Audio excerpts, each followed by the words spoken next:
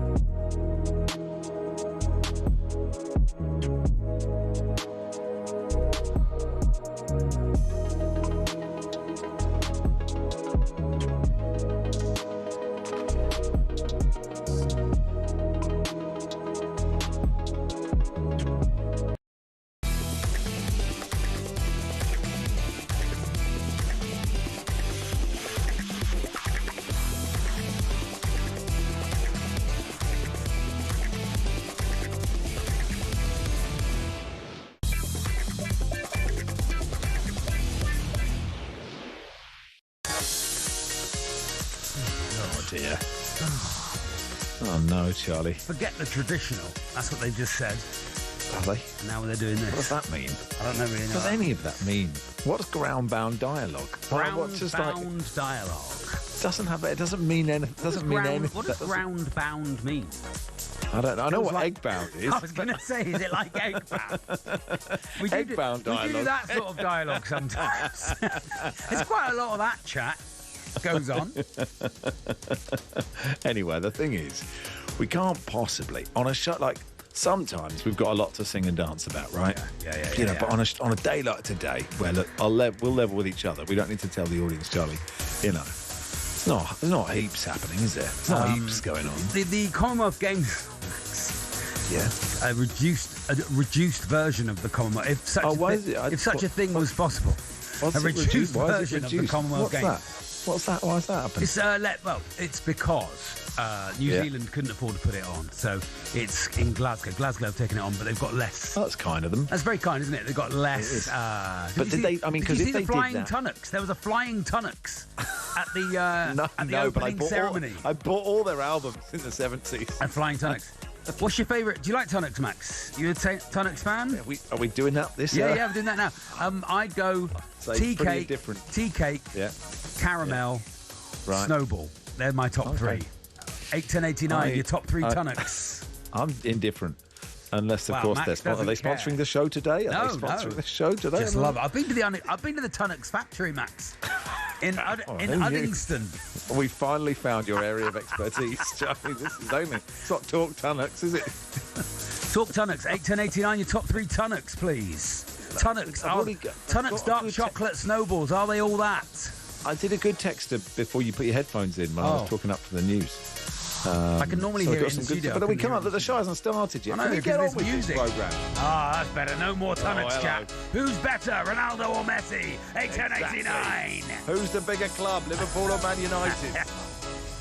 Is the Premier League the best league in the world? Call us now. I've got no text. I can't see the text. Here we go. Let's go. Come on, everybody. Come on. Live a little.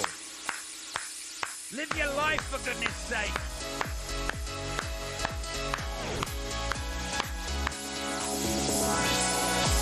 Morning, everybody. Welcome to the world's biggest sports radio station. It's talkSPORT. My name's Max Rushden. Also, I'm Charlie Baker. And Charlie, this really is just any warm-up. This is the double award-winning, award-retired warm-up, Max. It's Saturday, the 25th of July, 2026. And at 15 o'clock, it's York Knights versus Huddersfield Giants in the Super League.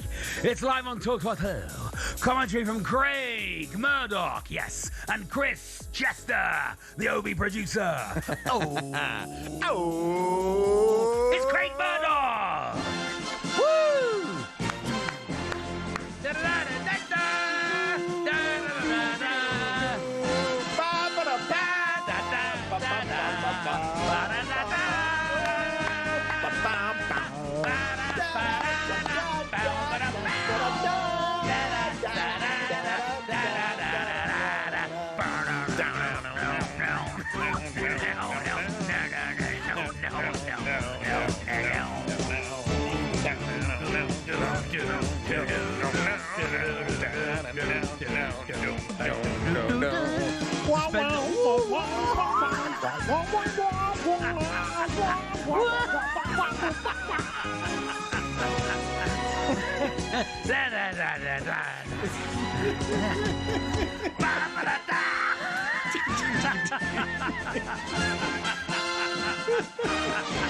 Go get it! And then at 19 o'clock, it's heavyweight boxing in Jeddah. Anthony AJ Joshua versus Christian the Eagle Prenga. It's live on talkSPORT, presented by Adam the Cat Cattrall. Commentary from John Rawling, with expert analysis from Spencer Oliver, Paul Smith, and Adam Reed. The Obi producer. It's Ed Huntley.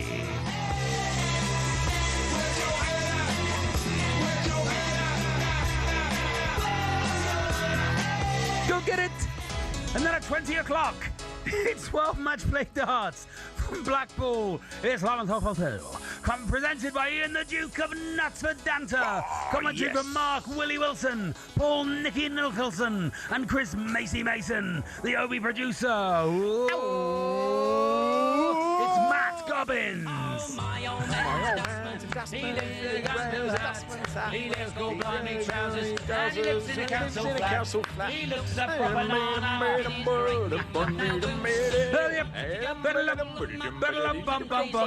Hey, go get it! It's Big Ticket Live, Super League, boxing, and World Match Play Darts action you can't afford to miss. I had such a good time there, Charlie. I enjoyed that so much. It might be just me and you, but that was the most I've laughed, I think, all year. So just before, when you didn't have your headphones on, I was saying, you know, the listeners today, they're not the fly-by-nights who come in for the World Cup or the ones that just do the Premier League weekends. These are the ones, these are the guys we love. These are the talkSPORT. So I said, if you wanted to, these are the season ticket holders. If you wanted to just praise yourself, you can. You can just, well done to yourself on the text. These are the people who turn up. They've got like badges all over their hat and their jacket. Yeah. Odour isn't a big part of their... They don't wash much. They've got a radio telling us what's going on other radio stations. Smooth are playing Michael Bublé. they haven't... Yeah, there's a lot of hair coming out of orifices, isn't there? That's we know the type. You know. So but look, we love you. We love you. Matt says, with you through thick and thin, Max. Huge thanks to myself. I'm the only man that's always stuck by my side, says Joe. I'm only here because of the FOMO. says Matt. This is Matt and Verity in Milton Keynes. I'm amazing. Playing board games in the garden. My daughter wait for the Go Get It's. Playing it on my phone. #commitment. Let's have a Dungeons and Dragons. Go get it. Okay. Wow. Anyway, can I this give is myself? This is a good text topic, Max, because people should big themselves up. I like it.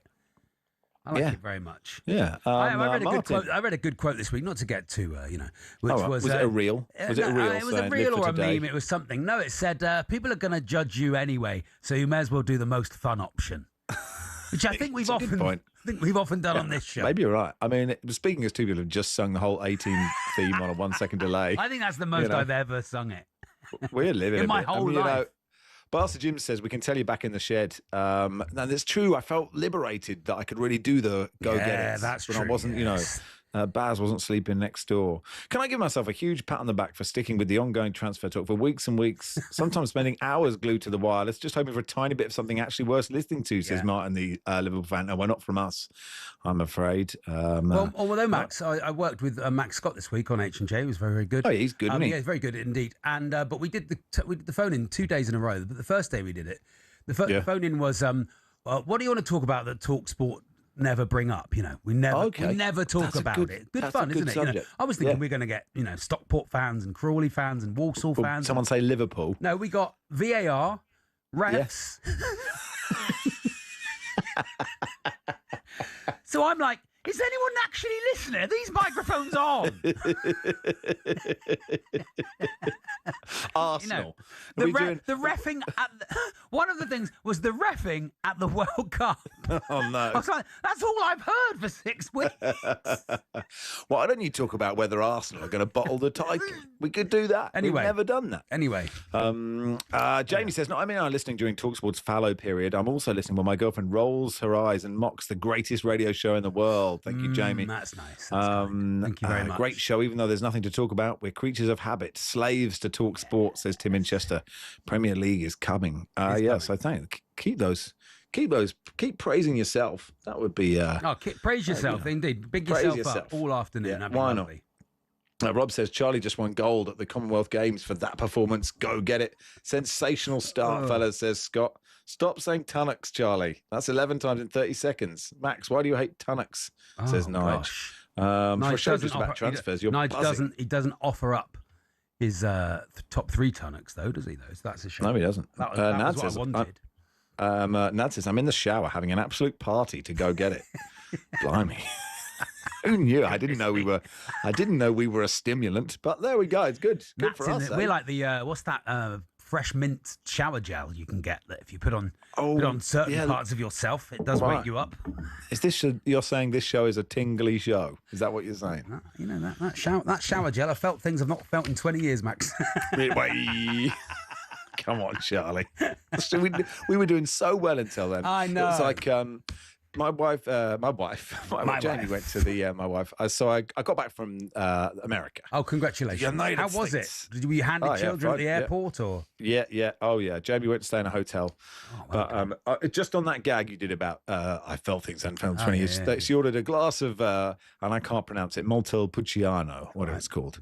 And then the barman went, try saying that after a couple of glasses of red, and she was like, oh God, no, please. Honestly, can I just go home now? I don't need that. Just can't do that, please. Please don't do that. Don't be ridiculous. Anyway, Dan Bardell's going to join us for 2 bits. Oh, that's good. We'll do some transfer tittle tattle. We will want to talk call about in stuff. what about if people want to call in with questions about transfers? About anything? We don't about anything. But really? Well, why not? And if they're boring, we can get rid of them or laugh at them for being boring. I'd prefer another half-time show. Laugh with them for being. I'd rather another half-time show. Let's do another half-time show. That was amazing. It's Ori the trombone. Ori, if you're listening, get that trombone going. Get your slide oil. Come on. Yeah, we might do a little half-time in the season. Why not? I liked it. Half-time show. Yeah, last Sunday we did a half-time show, and it was sensational. We had a trombone player. We had a rave MC. We had some poetry. Oh, I mean, the thing is, Charlie, I suspect if people people listening now haven't switched on going, I don't want to listen to the World Cup final day on talkSPORT when we listen to this. I suspect everybody heard it. Can I just say for the tape, in Melbourne, Australia, it's 7:14 p.m. The last 3 nights, in fact, since I got back, I've been asleep by 7:25. So there is a chance. Don't give yourself excuses, Max. You can't give yourself excuses. If you've turned up to play, then you're here, 100%. Well, I'm just saying I may fall asleep in the next 15 minutes. If I fall asleep in the next 15 minutes, could you just cover? Could you cover? Can you make for sure me, there's please? a guest on when you do fall asleep? Could you cover? Just cover for me. When Dan Bardell, I'll ask Dan Bardell a couple of questions about some Aston Villa players. Yeah, we'll ask a Villa. Crescencio Somerville to wherever he's gone, and then you can have a snooze. Has he gone somewhere? He's gone somewhere. Okay, fine. Okay, so Dan Bardell. That's the level of transfer chat we're going to have. Has he gone somewhere? Yeah, he's gone somewhere. It's Max and Charlie with you till 1. Dan Bardell is next.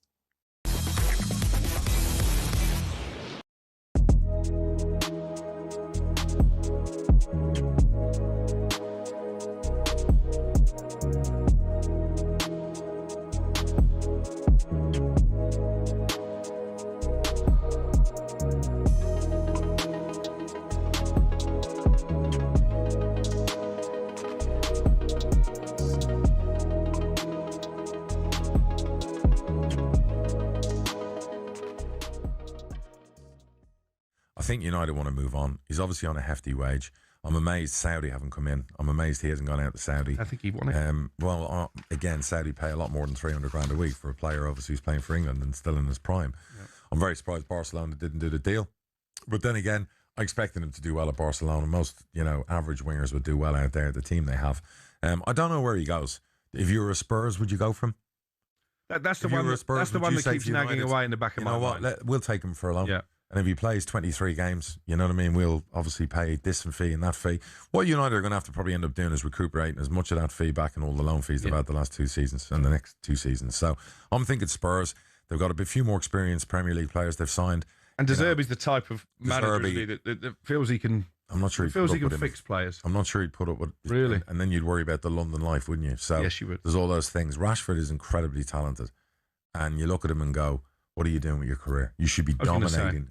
You should be dominating world Even football. that World Cup, he comes on, doesn't he, the first game, scores a brilliant goal against Croatia, arguably England's best performance in that second I agree. half. He played a part of that. Starts the next game, thinks the place out, and then never really gets his place back. Anthony Gordon becomes de facto left winger, not just for England, but at Barcelona as well. And the place was there because Gordon wasn't good in game one. And it was there to be won. And you just look at Rashford and you go, you've got all the tangibles to be world class. What is the matter with you? But again, I would say he's been on nearly £500,000 a week for the last...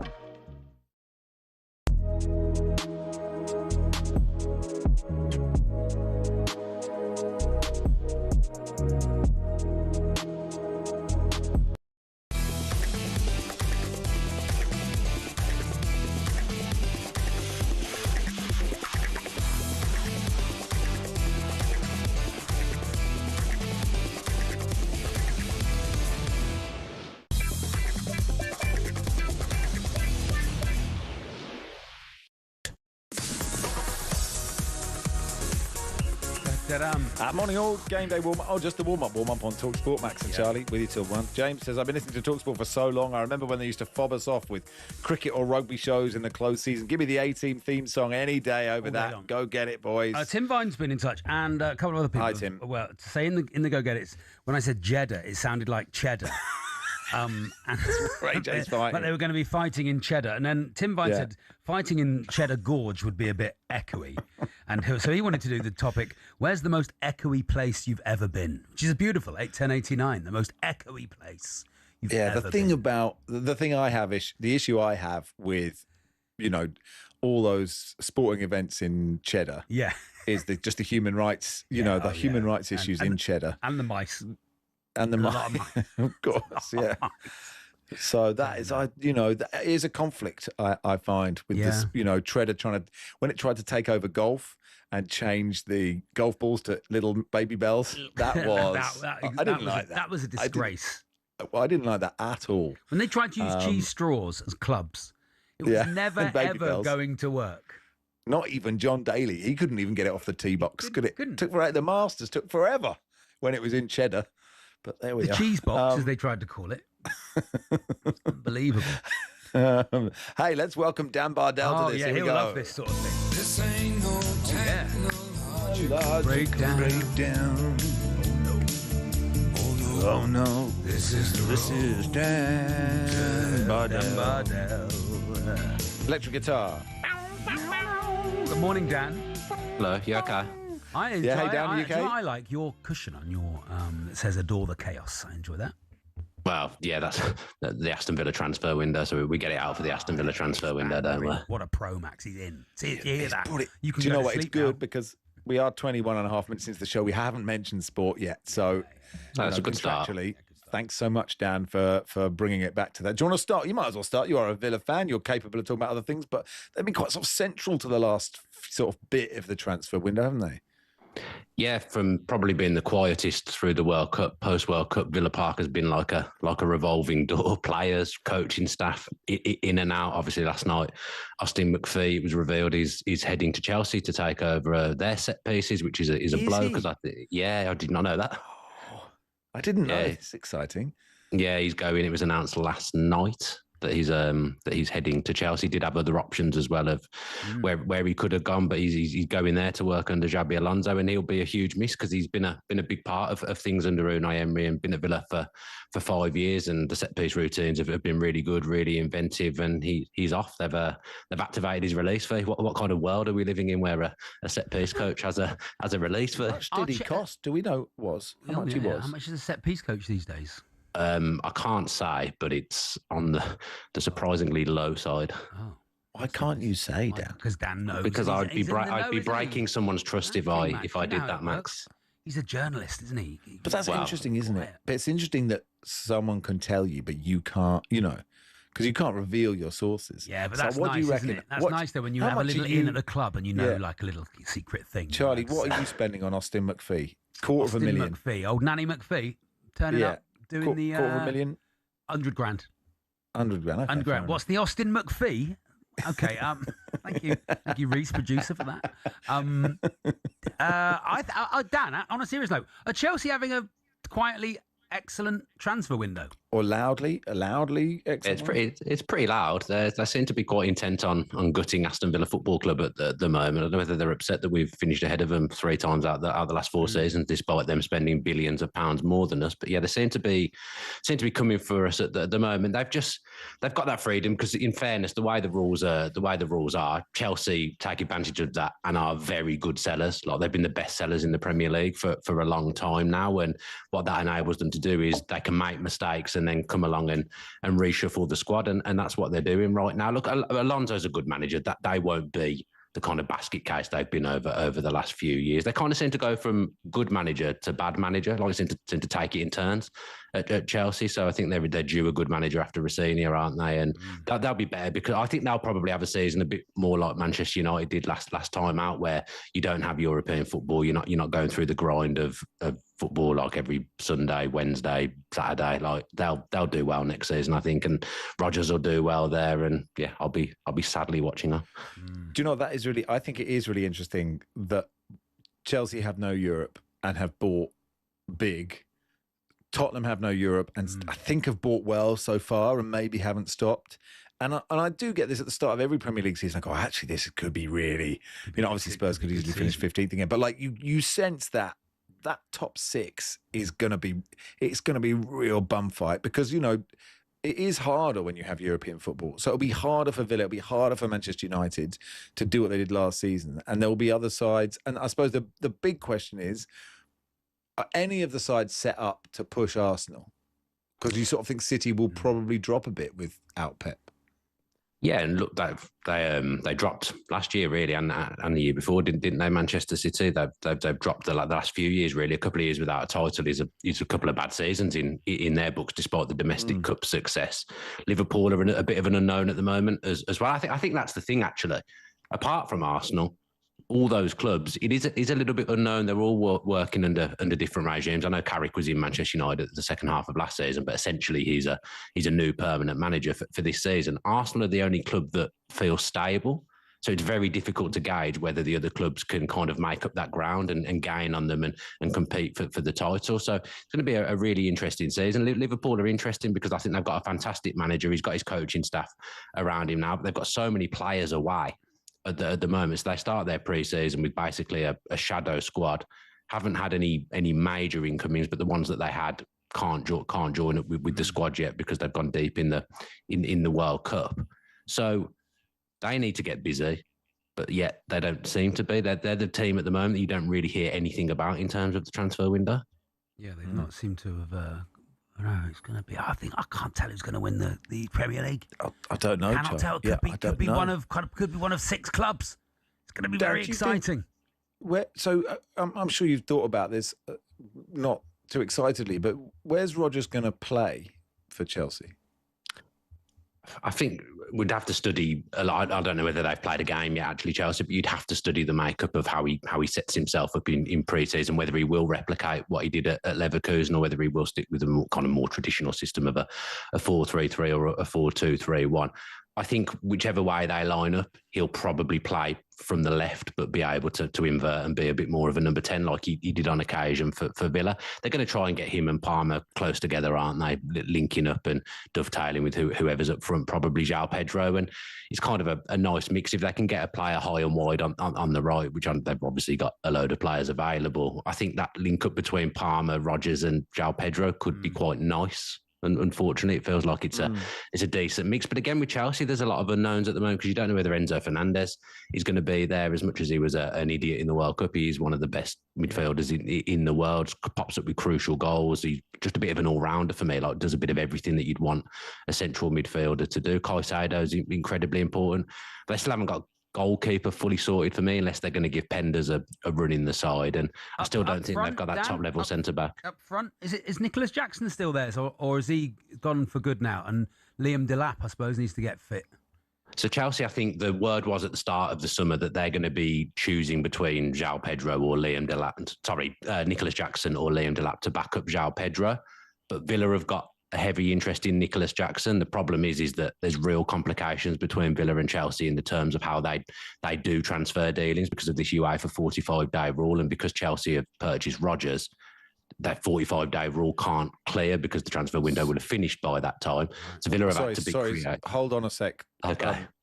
What's the rule? Once you bought one player, you can't do business. If you drop it on the floor, you can eat it.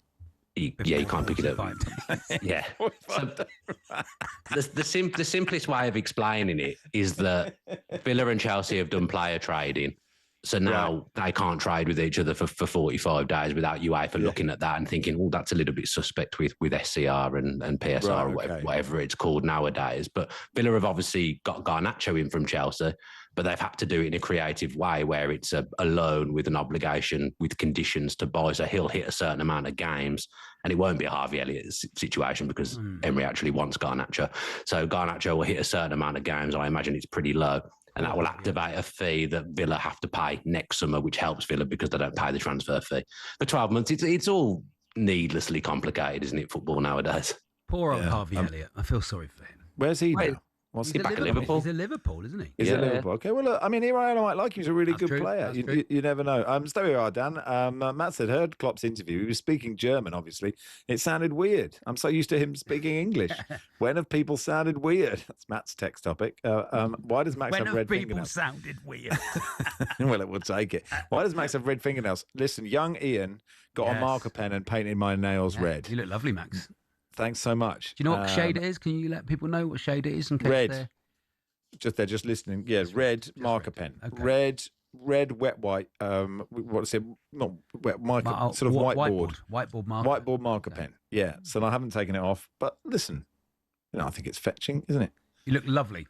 Thanks so much. I think there'll be a dictat this season. I think Jim and Simon normally have red nail polish on, don't they? I think Big Al. He's got sort of glittery stuff. So, it's all very sort of open-minded here. It's Max and Charlie with you until 1. Dan Bardell's here. We're doing some transfer stuff.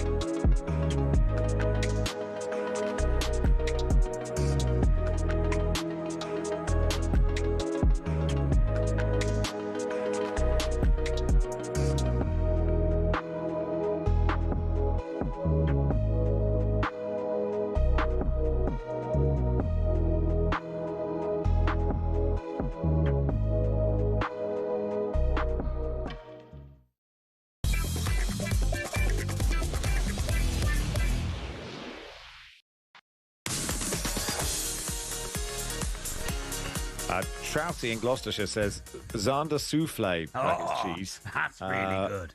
Richard the Palace fan. Philadelphia Mickleston. Yes. A lot of people Edam sending in Scott footballers. says We're not doing footballers. Yeah, It's we don't want golfers. Peter Stilton. We've Stuart all been there Stinking before. Bishop's my one, Max. Palmer Sam Torrance, says Steve.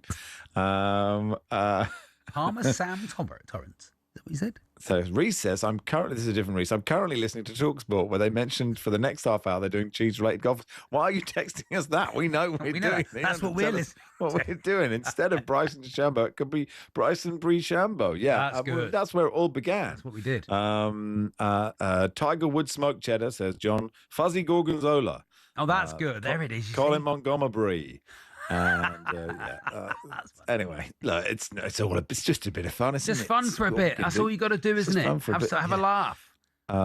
Dan Bardell with us, Villa fan, broadcaster, friend of the show. Grown up.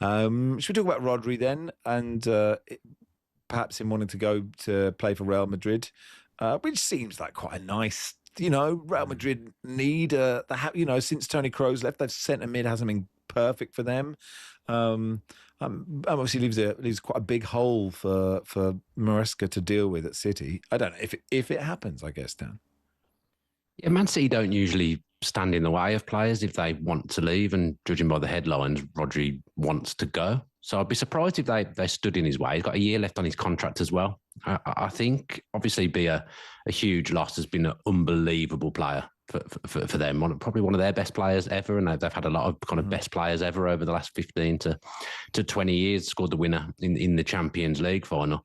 Would Elliot Anderson already be his replacement? Would he have been brought in with that in mind? I don't know, but it feels like Man City have lost a lot of players over the last 12 months as well as their manager. And maybe, if you're going to rebuild, just do it all in one go, and maybe that's what they'll decide to do. Because as I say, I'll be very surprised if they stood in his way and blocked him, given that it's Man City and given his level of service.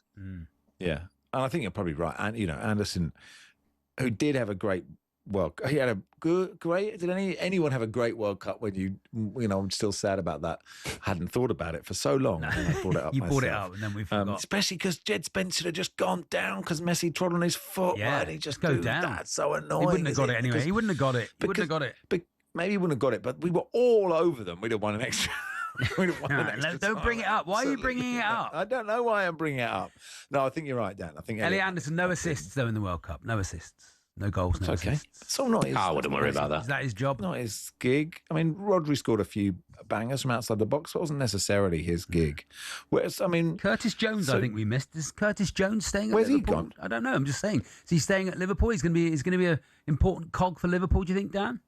Well, he's another one with a year left on his contract, and the noise was at the start of the window that he'd be departing and moving on. There was a lot of chat around Inter Milan at one point, but that seems to have gone quiet. It feels like Iraola's gone in there and maybe he's just assessing everything that he has, but they can't really afford to lose anyone right now because I don't think they'll be able to put the team out in pre-season, given the players that are away. But if someone came in with around 30 million, he's got a year left on his contract, you'd imagine Liverpool might think about it. I was actually quite keen for Villa to have a look at him. I think he's one of them footballers that you'd see more if he was at a different club and he was playing every single week. Yeah.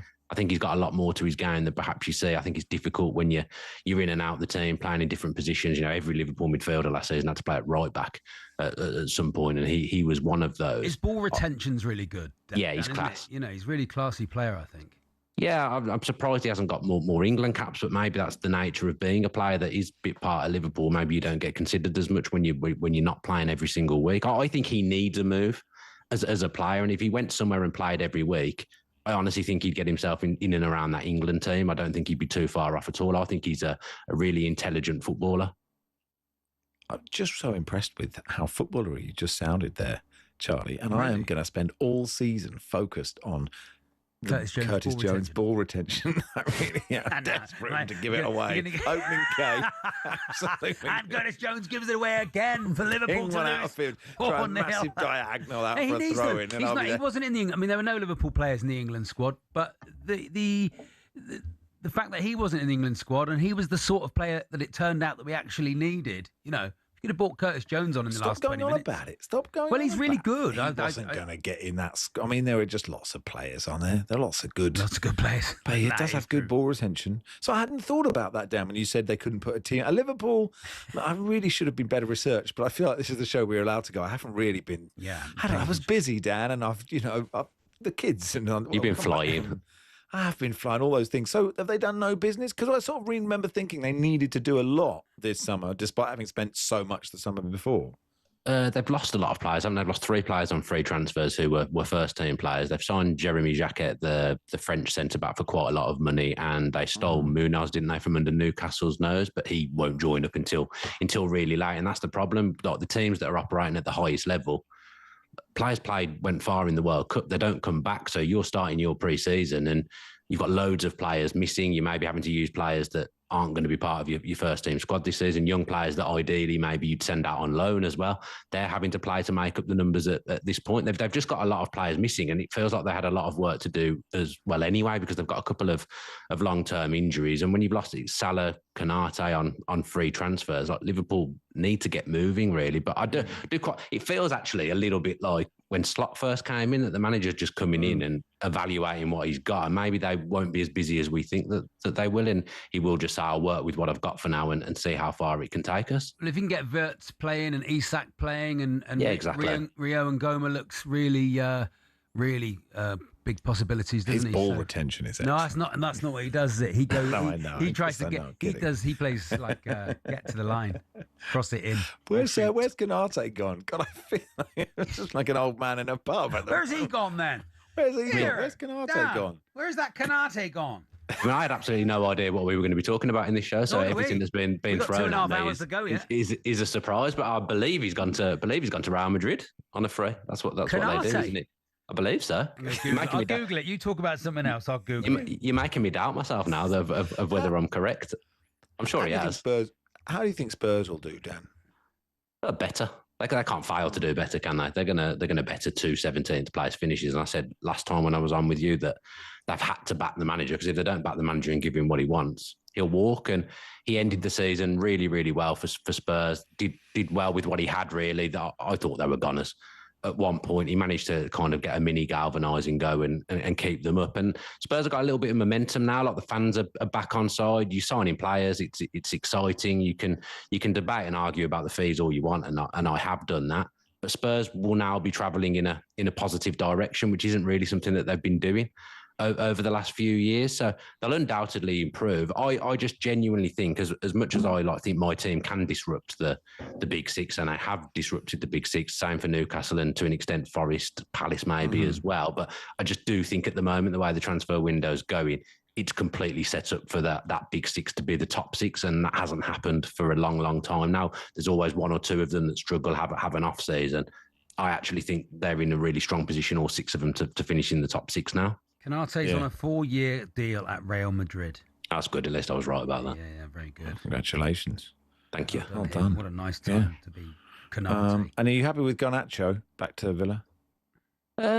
Look, I'm not going to pretend that when that first came on the cards, I thought, oh yeah, that's a real measured, astute signing there, because I didn't. But ultimately, the manager Unai Emery wants him. Unai Emery's got enough credit in the bank that everyone can go along with what he wants and trust him. This has been purely driven by him. I know that Villa had other targets behind the scenes that they've been working on for a long time in terms of wide positions, but Emery's pivoted, as he sometimes does, and decided that he can get Garnacho in, and that's the player he wants. His reputation is sky high with Villa fans. Like, even if Garnacho was a disaster, that's not going to change. But it's been made very clear that this is Unai Emery driven, and this is a player that he really wants to work with. I think some of the coverage, and look, there's been coverage on talkSPORT where I think it's been quite nasty and been a little bit over the top and a little bit unnecessary for a 22-year-old footballer. I think there's been reports in the press as well that didn't feel very factual to me, that have really character assassinated him. He said himself that he's made mistakes. I think if you speak to Manchester United fans, and I have done that, they'll say that, when he first came on the scene, he was absolutely brilliant for them at a time when they were really struggling. He stood up and he was counted. I just don't think he's been in a stable environment, being at Manchester United and being at Chelsea, and maybe working under a manager who's a Spanish speaker that might try and understand him. Maybe he'll unlock something inside of him, because did anyone really, bar one or two, play well for Chelsea last season? Probably not. Yet he seems to be one of the scapegoats. Like, you in and out, you're not playing every single week, a little bit like Curtis Jones. Like, it's hard to get rhythm. I think Chelsea's been a real unstable place to play. They had 3 different managers last season, for God's sake. And I never think that you see the best of a player in their first season anyway. I always think it's going to be their second season. But Chelsea are in that position where if they decide something's not working, they can just write it off and go again and buy someone else. And that's what they've done. And I just hope he does well. I could see in his interview, like, I'm not a body language expert by any stretch of the imagination, but he looked low on confidence, and he talked about having his confidence built back up again. And he could have gone elsewhere, but he's decided to stay in England after talking to Unai Emery, and hopefully it works out for him, because obviously I want him to do well. Yeah. Thank you, Dan. Brilliant, Dan. No problem. Anytime. Yeah. Nailed that half hour. Really that was very useful for us. Hopefully other people will do the same thing. Dan Bardell there. Al Hilal, Crescencio Somerville, 60 million. Yeah, that's where he's gone. Yeah. What's he doing that £1,000 every 10 minutes he's earning. Is he? Yeah. every 10 minutes. Do you reckon you just look at your watch? Would you set an alarm? £1,000. Bing, bing. £1,000 every 10 minutes. Every 10 minutes. That is utterly ridiculous, isn't Feels it? a lot, doesn't it? It feels a lot. Yeah. I'd take it. Well, I wouldn't go and sign for Al Hilal. Oh, I wouldn't do that. Okay. Seve Baby Ballesteros. There we go. Very good. That's We've it. Done completed it. Completed it. John Ketley, Nigel Adley join us for What About All This Weather we're having in just a second.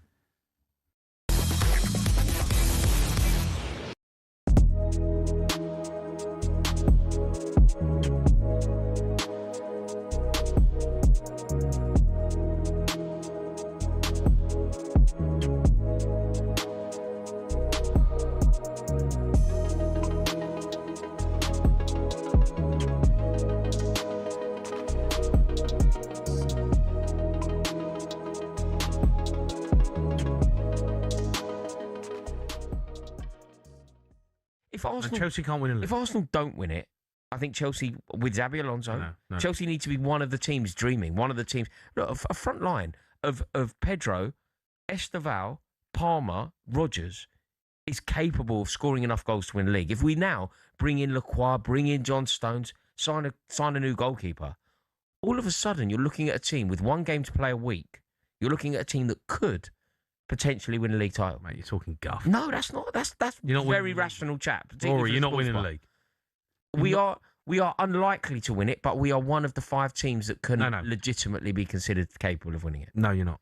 We are 100%. No, you're not. No, you're just a biased Tottenham fan. No, you are not in the conversation to win the league. We are. You are. Let's get Champions League. That's your aim. That's the primary aim, because Arsenal are going to win the league. What I'm saying is, if Arsenal don't win the league, right? You've got Liverpool, Man City. So just forget Arsenal. Arsenal, it all goes wrong. They shoot themselves in the foot. It goes as wrong as it went for Liverpool. Look, that won't happen. I think Arsenal will win the league. Let's just pretend they don't. Arsenal are not champions. Who are? The answer to that question is Liverpool, Manchester United, Manchester City. No, it's not Man.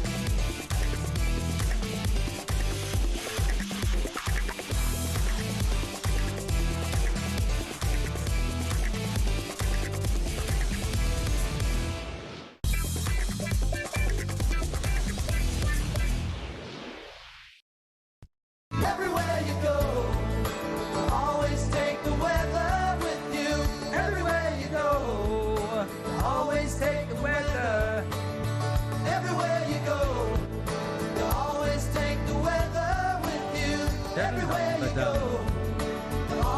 just enjoying that. Yeah, so I great thought I'd listen to it. It's a good song, isn't it? Sort of thing we play on Virgin between 2 and 6 on a Saturday afternoon. Oh, yeah, that's a good programme. Hosted by Charlie Baker. Hey, let's play What About All This Weather We're Having? And John Ketley, give us our weather back. John is here. Hey, Ketters. Hello, John. All right, Max, I've got a crowded house here, by the way. That's why we booked him. Boom, bang. Look at that. He's on fire. Look at that. We're never going to It's beat exciting, John. It's exciting, John, isn't it? That we're carrying on this after the World Cup. Amazing. We're having a good time. Enjoyed this feature. It's going well. Mainly You to never know enjoy how your long these company, things will John. That's what it is, mainly. We Well, enjoy thank you your very much indeed. Is it going on till Christmas, all this, then? Oh, let's see. We'll find out. Well, let's not get ahead of ourselves, John. But you know,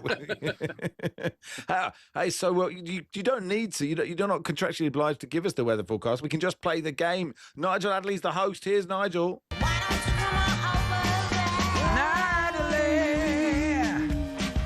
Morning, guys. How are we doing? Hi, Nige. Hey, Nigel. Nigel's on the continent, aren't you, Nige? Are you? I am on the continent. I'm in San Sebastian. I've been in Bilbao all week with the family. Had a lovely week. We've moved along the coast to San Sebastian here today. Could be a bit of rain later on, maybe a bit of drizzle, and conditions a bit hazy here today as well. Stepping on John's toes. Yeah, Well, I sorry. think so, yeah. On a serious note, that's been caused by the wildfires both in Madrid and the south of France. So as a result, here on the Bay of Biscay, it's a bit hazier today, but it's a lovely place to visit. Yeah, actually, John, are we going to get any rain? Because I went to Torquay United this week, and I had a wonderful evening with the lads down there. Really looked after, but the pitch they've had a new pitch laid, and it looks a bit bouncy. It looks good, but it's dry, John. Like Parkonians away. They need some rain on it, John. Any rain coming? You do need a bit of irrigation if you're going to put a new pitch down, don't you? They've got irrigation. They've got irrigation, but you need the rain on it, John, don't you? What, for a nice even distribution of water, you mean? Yes, Is that the one that's what I mean. for? Yeah. Yeah, thank you very much. Well, there's not much rain for Torquay. Is that where you said, Torquay? Yeah, Torquay, yeah. Yeah, not much rain down there, I've got to say. I mean, there's rain today in Cumbria, and there's been a bit of rain overnight in Scotland, and there will be some showers moving south across the country during the weekend, but then take that out of the equation, and you're back to rain in Scotland again through the week. It's just turning a couple of degrees cooler for the next couple of days, and then it's going to get hotter again in the south. So we're looking towards 35 degrees in the home counties as the week goes on, boys. Listen to how he just goes into the flow. It's like listening like to a metronome. It's like Miles Davis taking a solo, Isn't like, it? It It's just really like, is. And he goes into it. it's Into effortless. It's almost like I'm reading it. It's effortless. Hey, come on, let's play. Here we go. Come on, we're playing. What about all this weather we're having? Okay, great news. Okay, so Nigel Adley's the host. It is Ketters versus me and Charlie. Off you go, Nigel. Okay, 5 famous games from the years. If you get a direct hit, you get 3 points. If you get closest, you get a single point. We will start off just south of here in Madrid, the Metropolitano, the 2019 Champions League final, and Divock Origi won it for Liverpool against Spurs. Oh, yes, okay, of course. Origi, it's 2-0, and it is the European Cup for Liverpool. Damn it. Should be replayed because that Sissoko handball's ridiculous decision. Origi. Whose go is it, Nigel? Is it us or John? I think it's John's this week. Yeah, okay, well, Madrid, and that was an evening game, was it, evening Nigel? game, It was, yeah. It was an evening game, 1st of June. Oh, 1st of June, right. 23 degrees, Nigel. I've written down 24, Max. Okay, I'll take it. Let's go 24. 24, please, Nige. Should have gone higher. Hot night, 30 degrees Celsius. 1-0 to Max and Charlie. A hot night with Nigel Adley, his new DVD. Top shelf. Top shelf Adley. Top shelf Adley, why not? My wife just looked at me with a look of disdain. Anyway. Good news. 1st of June, 2024. Another Champions League final. This one at Wembley. Dortmund 0, Real Madrid 2. Vinny Jr. with the winner. Bellingham rolling it in, finishes to win it for Real Madrid. It's 2-0. I don't think it was that hot that night, Charlie. No. Nah. 20, I'd say Low 21. Low 20s, 21. Low 20s, 21. Yeah. Yeah, you know, we've had some very hot summers recently, but I don't think at that point in 24 it's particularly warm, so I'm going to go for 18. Closest, 14 degrees. Cold night at Wembley. Shown how to do it then by Ketley. One apiece. It's one apiece. One each, Still in 3 each to other. play. Let's go back to a famous night in 1997, the 23rd of October, the European Cup Winners' Cup second round in Tromsø. Tromsø 3, Chelsea 2. There's a space here. It's only Martin asked. And that's all they could have asked. 3. Oh, it's John Ketley first. It's John. Was that is that in Sweden or somewhere? Tromsø, yeah. Tromsø in Norway. Norway, isn't it? Inside the Arctic Circle, which may be a clue. Good grief. Good grief. It was probably still dark, wasn't it? Yeah. I'll go for 15 degrees. Oh, Lower than come that. on. Come on, Yes. John. No, Not it's- that. I mean, I might have been -4, I reckon. I think snowy 5, old day. 5, 6. I mean, listen. Do we want the point or do we want to be bold? Let's just be bold. Okay, naught. Naught. Naught. Can't be naught. Can be naught. It was a famous game in the snow. It was -5 degrees Celsius. Adley. yes. Ketley, 20 degrees off. Wow, that should be sad. Yeah. Get Points fish. for Where's that. fish? Give us the weather Where's fish? back. Give us fish. Ketley. I think I lost the line there. Where's I'm a Suzanne Charlton when you need her? I could Okay, play as two well. one. Man United. We're Okay. 2-1 up. Okay, come Let's on. go to a game very recently at the Puskás Arena in Budapest, the Champions League final. Arsenal losing to Paris Saint-Germain. Left-footed. He's missed it. He's missed the target. He's blazed it over the bar. Gabriel missed it, was it? If I remember. 6 o'clock kickoff in Budapest. 6 o'clock in What do you Budapest. reckon? But it was close, wasn't it? It was very close, wasn't it? Very, I think high 20s. 27, 28? 20. Yeah, okay. You follow your heart. Johnny. 28. Okay, John. They're going Everybody see, 28. you lot can remember all these games, and I can't. I Only was probably about a down week ago, a month ago. John, come on. 24. On the nose, 24 degrees Celsius. Look at that. He's toying with us. That's why John Ketley He does is it like winning. every a- week, doesn't he? Like Every a week cat, he does like it. a cat with a mouse just tapping it about in front of himself. I don't know. 24. Look at that. Okay. He's 4-2 up. A direct 6-2. hit to Okay, win. it's all on this. 4-2 up. Famous It's all on day, this. 30th of Yeah. July, 1966. The World yeah. Cup final. Ah, Apparently, who won? England beat West Germany. Done this. Okay. And here comes Hurst. He's got some fiddler on the pitch. They think it's all over. It is now. It's four. Go on, Kenneth. Never heard that. No, that's a good bit of comms, isn't it? Yeah. You know, Okay, the John, 19... go first. Yeah, the 1960s was probably the wettest or the coolest decade in this Oh. country since the 1700s. Was it? Wow. Probably the wettest summer, anyway. All right. But it was lousy. There'd been some heavy rain, hadn't there, earlier in the day, and we'll Yeah, go for 14 degrees for the game. What do you reckon? 14 Joe? degrees. We need to get a direct hit. I reckon it might be 15 degrees. 13. 13 Okay, degrees. you go. The You game go. was no, played in sunshine. John, You go. Nigel, don't give clues, please. We don't Thank want you. clues. Come on, this isn't amateur hour. This is professional quizzing. 15. 15. 15. 15, please, Nigel. Professional. 20. 19. Oh, 20. Well played. Oh, it's look 4-3. 4-3. A We'll win for take it. Getters. Well done. Well Seven done, weather. Getters. Seven weather Thank you. thriller. Thank you, Good John. stuff. Chat soon. Thank you, John. Thank you, Yeah. Nigel. Have a nice one. Love to the Adleys. Love to the Adleys. Have a lovely Good luck with the new time. show. Yeah. Good luck with the new show. Top shelf. It is A hot night enjoyed with that. Nigel Adley. Look, we're having a week off next week, but we will bring it back. We'll bring it back because it's good. Bring it back. We'll do some non-league stuff in just a second. We'll do some Man City as well, some Commonwealth games, and a footballer game coming up in just a sec.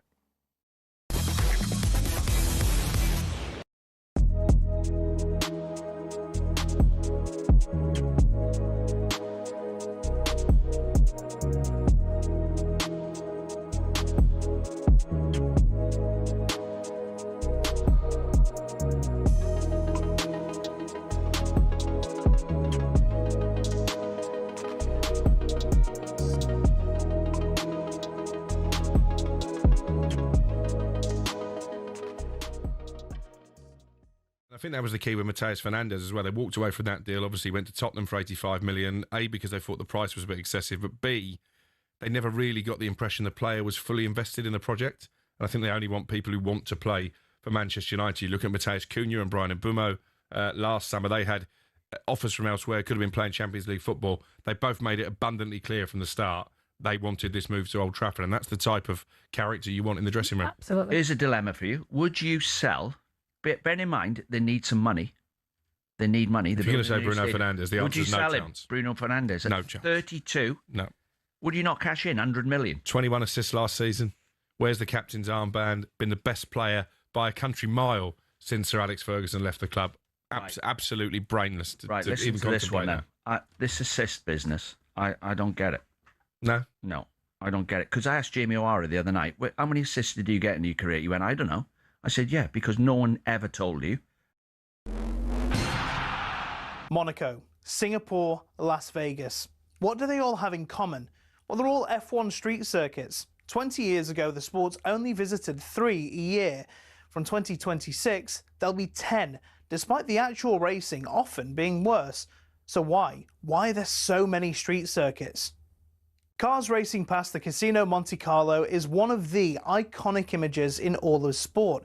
But in the last few years, it's been joined in the Street Circuit Club by the dazzling Grand Prix on the Las Vegas Strip, in Miami, Azerbaijan and others. And there's no sign of the trend slowing down. The streets of Madrid have also gotten involved, and there are conversations about Grand Prix in the capitals of Thailand and Rwanda. But fitting them in means we said goodbye to classic circuits like Hockenheim and Imola, angering fans who are still packing out the European tracks like Spa, the Hungaroring and Monza. And these generally produce more wheel-to-wheel action than street circuits too. At Silverstone in 2025, there were a total of 26 on-track overtakes. At Monaco, 4. I'm an F1 enthusiast. Even I struggle with that. But it appears to be a good step. In 2025, there was a record 2.3 million strong viewership for the Monaco Grand Prix in the US alone. Meanwhile, for the British Grand Prix several weeks later, 1.5 million tuned in. So why are we seeing this drive towards street circuits? Well, no prizes for guessing. Money. Formula One demands a fee of between $20 and $60 million for the rights to even hold an event. In total, including sponsorships, it's believed officials in Saudi Arabia pay almost $100 million for their race. The huge fees are possible because of the street track's city centre locations, as people staying at hotels at inflated prices and tourist sites brimming with visitors mean the cities rake the cash back in when the race comes to town. So it makes financial sense for Formula One and the cities, but will it cost the sport in the long run if F1 races are too boring? After all, nothing beats the roar of an F1 car as it flies through the forests of Europe, or mechanics watching a storm coming across the humid Asian countryside. Take that away and, well, you may as well just watch American IndyCar.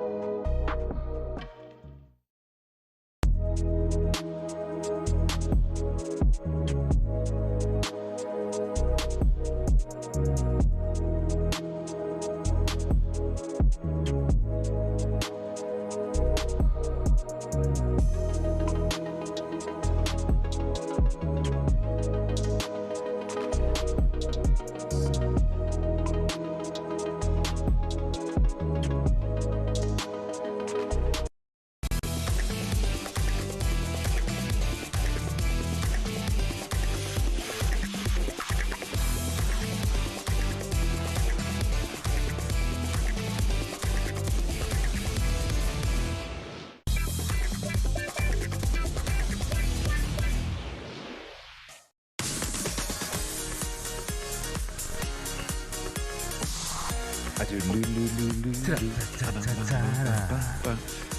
How did you look against Plymouth?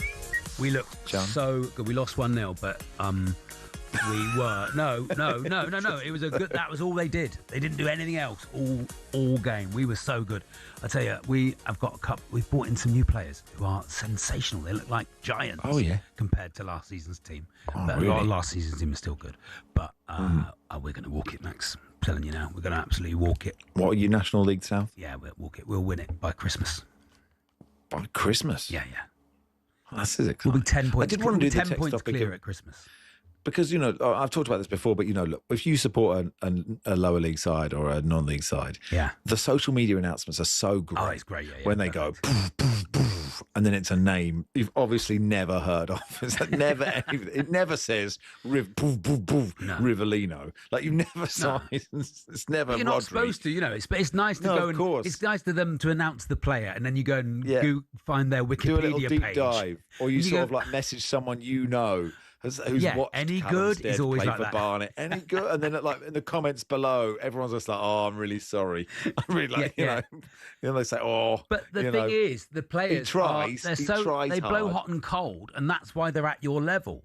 Because a lot of players are good enough to play at all the levels. It's just about a lot of the time concentration and how they are under pressure. Can they do it for the full 90 minutes? It's all those things.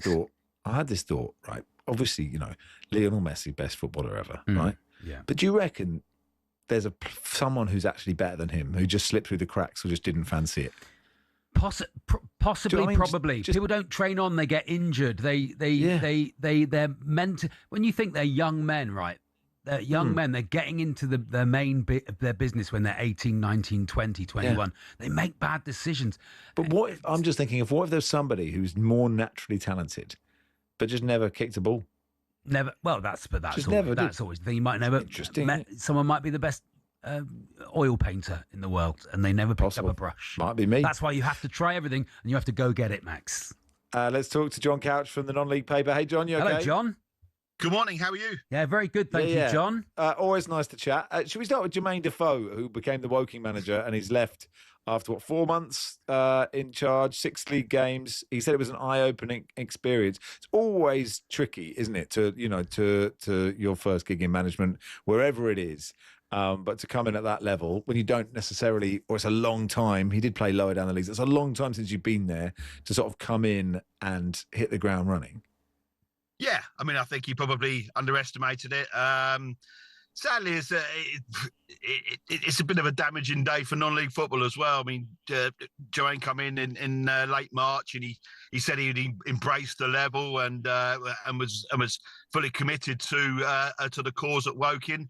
But everyone had their suspicions that it might not end well, but he lasted the 6 games, and unfortunately, he's done what everyone expected and what he said he wouldn't do, which is a little bit of a damning indictment, really. But at the end of the day, I think it does goes to show that managing in non-league football is something that only the managers at that level do best. Let's just say it's very, very tough for a high level player to come into that level and think they're gonna absolutely clean up, because it just doesn't happen. The guys who manage at that level know the level very, very well, and they're masters at what they do, and their longevity is a lot longer than Jermaine Defoe, should we say? You're absolutely right, John. I mean, he's going into Woking, who have about average, I think, about 1,500 a week. People watching them. They have a limited budget, a budget that is growing. They have been taken over. They're, as all non-league teams are, they're full of players who are either on the way up or on the way down. I don't know what the eye-opening bit was, because maybe he didn't do the due diligence in himself before he went into that sort of job. Yeah, I think that's the most puzzling thing of the lot. The fact that he must have known what he was getting into. He'd had 6 games at the end of the season. where the crowds were actually half decent. I mean, they were getting up to about sort of 3,000, and the whole Jermaine Defoe factor had a massive effect on the club, and it was getting bums on seats, not only at Woking but for the whole of the National League. It's always nice to have a figure like Jermaine Defoe managing in the fifth tier, but for one reason or another, it just didn't happen. I wonder whether there was something going on behind the scenes. There was a lot of talk about a bit of a riff with the director of football, who's put a statement out this morning. Actually, quite an honest and transparent statement, telling us about issues that the pair had, and so that's quite a good read if you look at Woking's social media sites this morning. But that gives you a little bit more of an insight. But I think that's probably the most disappointing thing: the fact that Jermaine Defoe must have known that he wasn't going to be walking into a White Hart Lane or a London stadium. This is non-league football, and to last 6 games, I think it's not a great look for him. No, but I would, just to counter that, and I don't know Jermaine Defoe at all, but he strikes me as, and every time I've heard him talk about the game and talk about management, and the fact that he was even bothered to think about taking this job, right, shows that he sounds smart and interested and keen to learn. And it's possible he just went there and went, actually, this doesn't work for me. I mean, I don't know how well, you know much better than me, John, if Woking is a well-run club, that I would just say, because we just don't know, it's easy to go, oh, fancy Dan, Premier League type footballer comes and says no. But like most managers, and it is hard to get your first gig in management, right? When you've done your badges and all that kind of stuff, that you wouldn't even take the job. Like there are so many possible managers that wouldn't even countenance going to start in non-league. That would make me think he knew that this wasn't, just walking into, like a beautiful training ground and all those kind of things.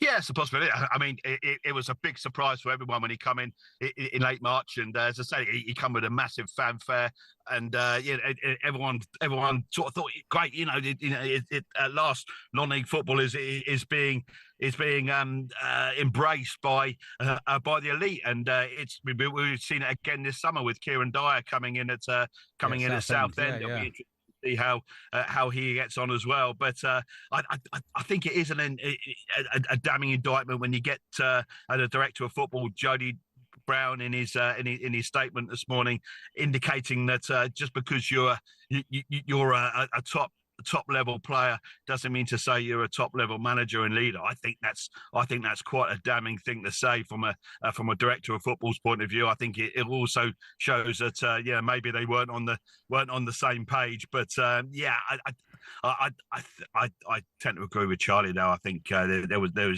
should have been a bit more due diligence done, and a little bit more understanding of what he was walking into, because 6 games is I think it must have damaged his stock in the long run. I don't know what Jermaine Defoe is planning to do from here on in, but it doesn't look good for me. We all know Torquay are going to win the National League South by Christmas, but the National League looks really tight, I think, this year. Really difficult. No major sort of massive clubs, but a few that I've got money to spend, and also always Boreham Wood, who were 1 minute away from being in the league at the end of last season. Yeah, Boreham Wood have had a really quiet summer, but I think it perhaps in a good way. They've always been a club who have attacked and been very aggressive in the transfer market, but no, not this season. They've been very quiet, and they've done their best work in keeping their top young players at the club. And they missed out by a matter of minutes, didn't they? In the playoff final at the end of last season, they'll be there or thereabouts. But now you're right, Charlie. I mean, there's plenty of clubs who have got big ambitions. Yeah, Hartlepool United are one who sort of excite me really. Yeah, Jeff Stelling told me they spent a lot of money, and they are gonna be absolutely flying this season. Jeff's pretty confident. Yeah, yes, they have. I think they're going to be. I think they're going to be a top side. And if you look at the likes of Kieran Dyer's Southend as well, they brought very well. Carlisle United Carlisle United, they're just going to be there as well. You're right. There's not one team. Forest Green Rovers as well. Let's not forget them. Yeah. Yeah, there's not one team that you expect to sort of run away with it, but I think there's going to be 5 or 6 that will certainly fancy their chances. I saw Dale Vince on the train the other day, actually. He was travelling. I was walking through first class. Drop. I was walking through first class, and he was sitting there on the phone doing some business. I don't know if he was signing players from the train, but yeah, you never know. It's always going to. You're in the know. And the non-league paper, John, always good every single week and comprehensive. He's gone. Was he? I was trying to say. Well, maybe he doesn't like compliments. No, maybe he doesn't like excellent. compliments. It's an excellent, and it's a proper newspaper. You know, if you follow one of the non-league clubs from the National League down, your club will be in there. And when you support a non-league club, you have to search it out. You know, you have to search out the coverage, and they offer good coverage. So it's a good read. I am excited about Callum Stead that we got from Barnet. Yes, He scores goals. He scores goals. Has he scored any in pre-season? I don't know, but we beat Preston 1-0 in Spain yesterday, 10 o'clock kickoff. And we've got Ghassan Hadmi, who did really well from us before he went to Charlton. He's come back. Martin's been in touch. He said Charlie has said Torquay will walk the league every year for the last 3 years, but they never. Look, we travel in hope. That's the point, isn't it? Yeah. It's all meant to be fun. Hope. It's fun, right? It's meant to be fun. Yeah. The Argentina last 20 minutes weren't that fun. That wasn't fun, was it? But why didn't he bring on Saka, Max? Why didn't he bring Saka on? He was apparently fit and then, could run around for ages. Why didn't he bring Kobe Mainoo on? Yeah. Has anyone done a tactical deep dive on the last 20 minutes? Has anyone looked at it? Where was Saka and Kobe Mainoo, the exact two players? Oh, they were on the bench waiting to come on. Do you know what I think? We'd have won the World Cup if he'd sung the anthem. That's what I think. I don't think that's true. But, No, I don't know. Maybe it's not true. Not at all. No. We need a new anthem, don't we? We need a new one. Come on, guys. We need a new Maybe one. Prince William will get a new one or say, let's have a new one. Chumbawamba. There we go. That'd be good, wouldn't it? Well, Somebody said the theme to the Archers. Imagine that. They all stood there arm in arm. Bum, ba, bum, ba, bum, ba, bum, bum, ba, bum, That'd be ba, very bum. nice. That's a nice idea. I don't think it would get us going, though. It's the theme to Bake Off. A-Team was good, wasn't it? But that's quite American, isn't it? It's quite good. The A-Team's not, it's not England, I guess. But, who cares? Who cares if it gets you up for it? Imagine all the England fans singing the A-Team theme. Be absolutely, the Azteca, absolutely insane. You're telling me that Thomas Tuchel wouldn't join in with the A-Team theme? With the electric guitar, he'd weld a tank out of the dugout. That's what would happen. It is Max and Charlie. We 2-1. We'll do some Man City. Sam Lee, the Man City correspondent for the Athletic, will come on. We'll talk about Rodri's future and how Maresca's going to get on.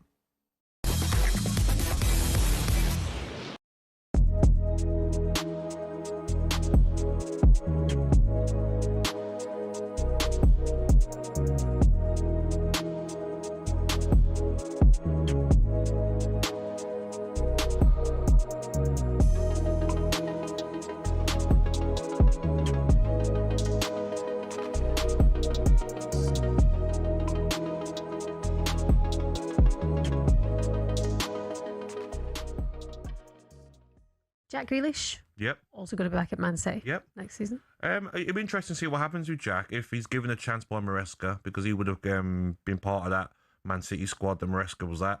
Or will the manager think, no? And will Jack think, you know what, maybe I want to move on? I think it's still early doors. I think we have to see what happens over the next 6 weeks. Still 6 weeks left of the transfer window. Start of September, it closes. I don't see him staying there. I see him moving on. It wouldn't surprise me if he moves somewhere else in Europe. I don't see him staying in the Premier League. So I think he's still got 1 year left, I think, of his contract. So the wages as well, will that be a problem for some of the clubs, maybe in the Premier League? But don't rule out maybe back to Everton. David Moyes loved him. Yeah, he did well there. Yeah, he done very well there. He did well there. Okay, interesting. And then, of course, Rodri, reportedly waiting for Real Madrid president Florentino Perez to sanction his return to Spain. And then there's growing support for the move in the capital after he skipped them to the World Cup. Of course, as well, he's linked to Real Madrid. Do you see that one getting done? It depends, because I did see that from Perez saying that it's not something that they want to do. And I don't think Manchester City are going to let him go on the cheap. I think before the World Cup, they maybe would have negotiated a deal. But his performances in the World Cup was the Rodri that won the Ballon d'Or a couple of seasons ago. That Rodri I wouldn't sell for anything less than 80, 90, 100 million. If I'm Manchester City, he's that good. And he's one of them players, Rodri, Shaban, that will play deep into his 30s.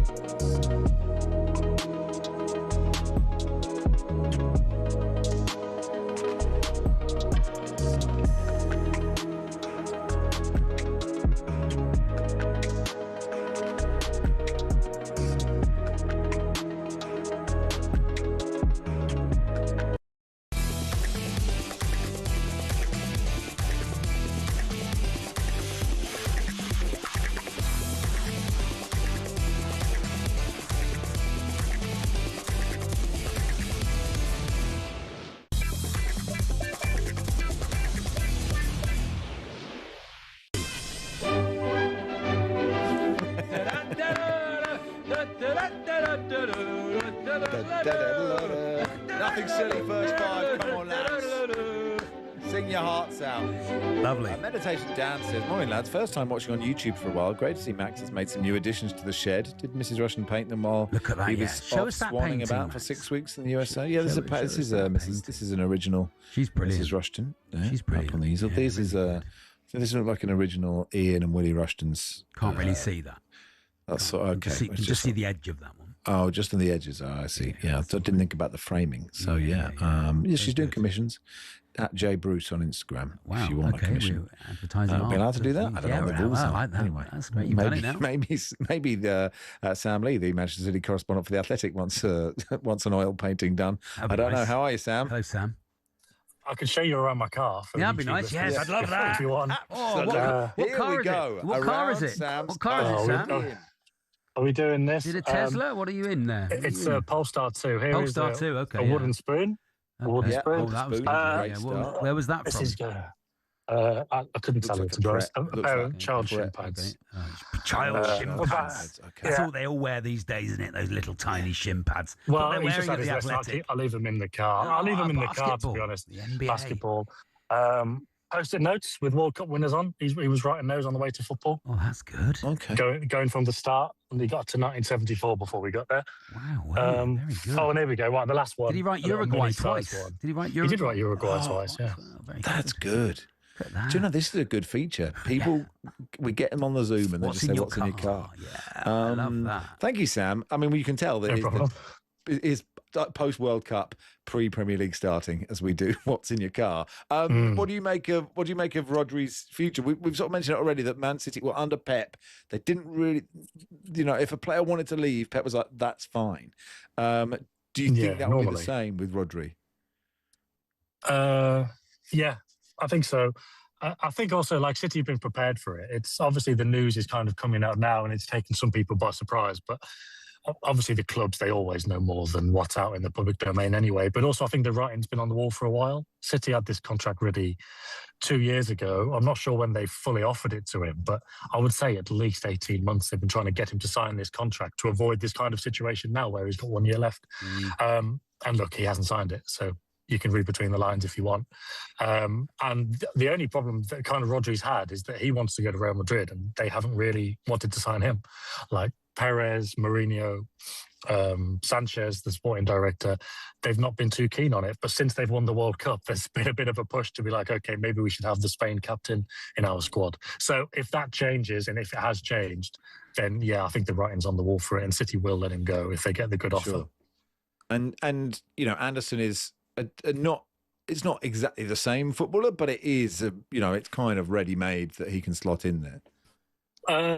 He's ready made for what the Premier League needs at the minute. He's kind of all action, and he's obviously very good on the ball, and he wants the ball everywhere. We saw that at the World Cup. Yeah. We saw it with the fact that he had the most touches in the Premier League last season for Forest. Like in a team that were flirting with relegation for a lot of the season. He always wants to get on the ball. But like I say, he's very mobile, very active, very strong, and that's just perfect for the Premier League now. I feel like the the balance is tipped a bit in terms of players the teams are looking for. With City, it was always like, how technical can you be? You know, when they signed centre backs, and it was like Laporte and Stones and these guys, and in midfield, you know, Bernardo, Gundogan, and it was like, are you really technical, and can you put your foot in? But now it's like, can you put your foot in? Can you get around? And how well can you pass? And I think Anderson's perfect for that, really. Like a bit like Rice with Arsenal. Yeah, I think it's a win-win for Maresca in some ways, because if they don't win the league, he'll go, well, we didn't have Rodri, did we? So, you know, very difficult to replace him. And actually, that's an interesting point, Charlie, that the expectations on City. What do you think? Will the expectations just stay where they were, as in you need to win the league and anything else is not success? Or do you think there will be a sort of managing of expectations because it's such a massive shift? Just Pep leaving is such a huge deal.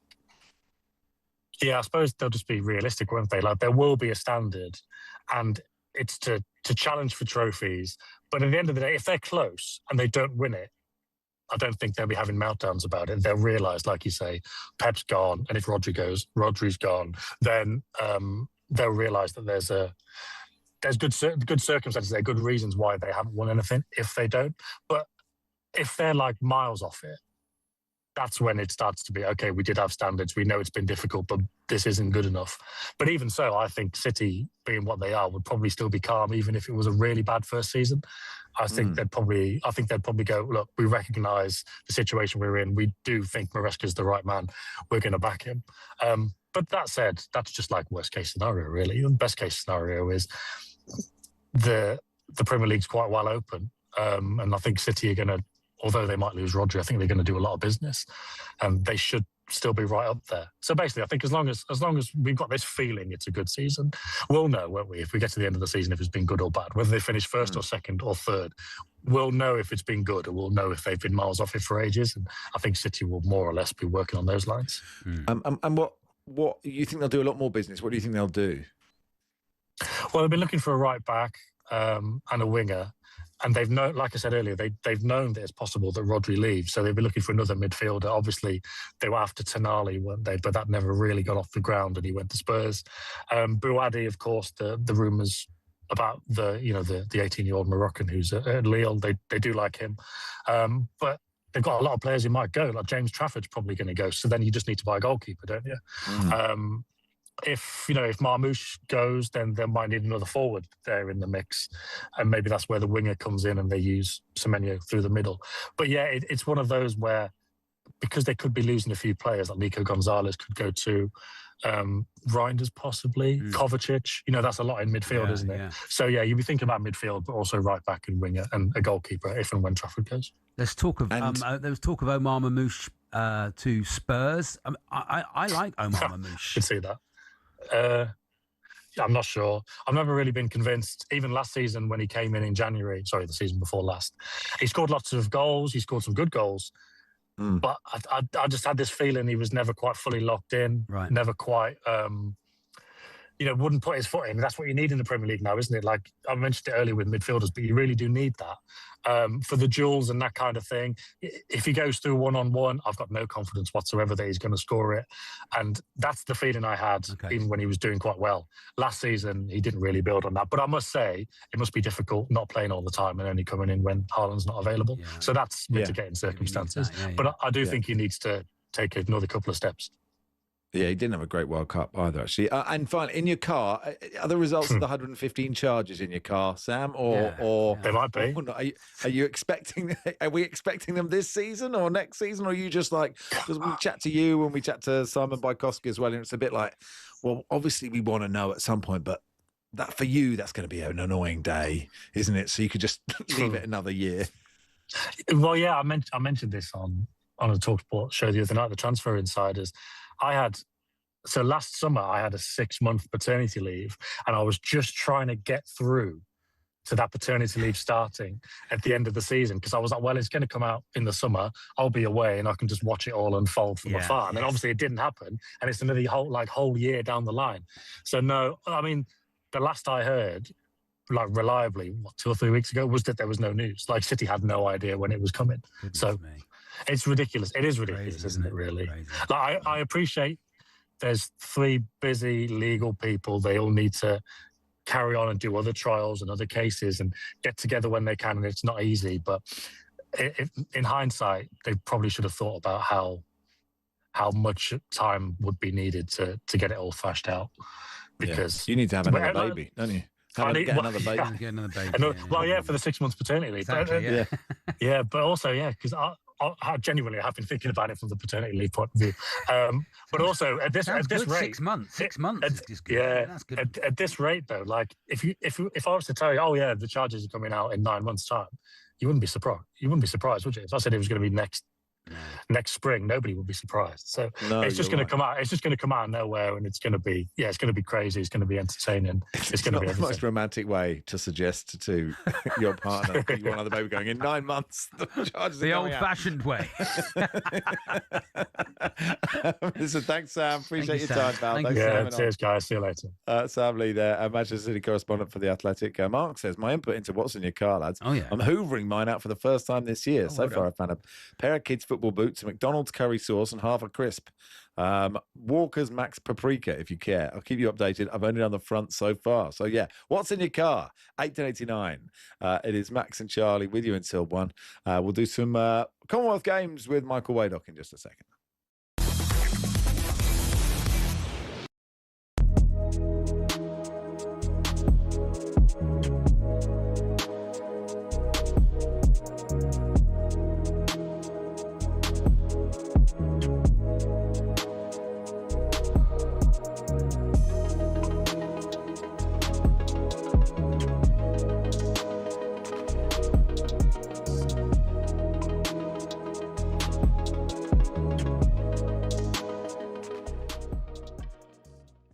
If it is true, that is the one for Tottenham, the one that got away. If you think about what Abramovich did to Chelsea, did to Premier League football, did to world football, he was a benefactor. He turned you into a big a monster. Yeah, he turned us into a monster. Yeah, he did, because he wasn't a big club before him.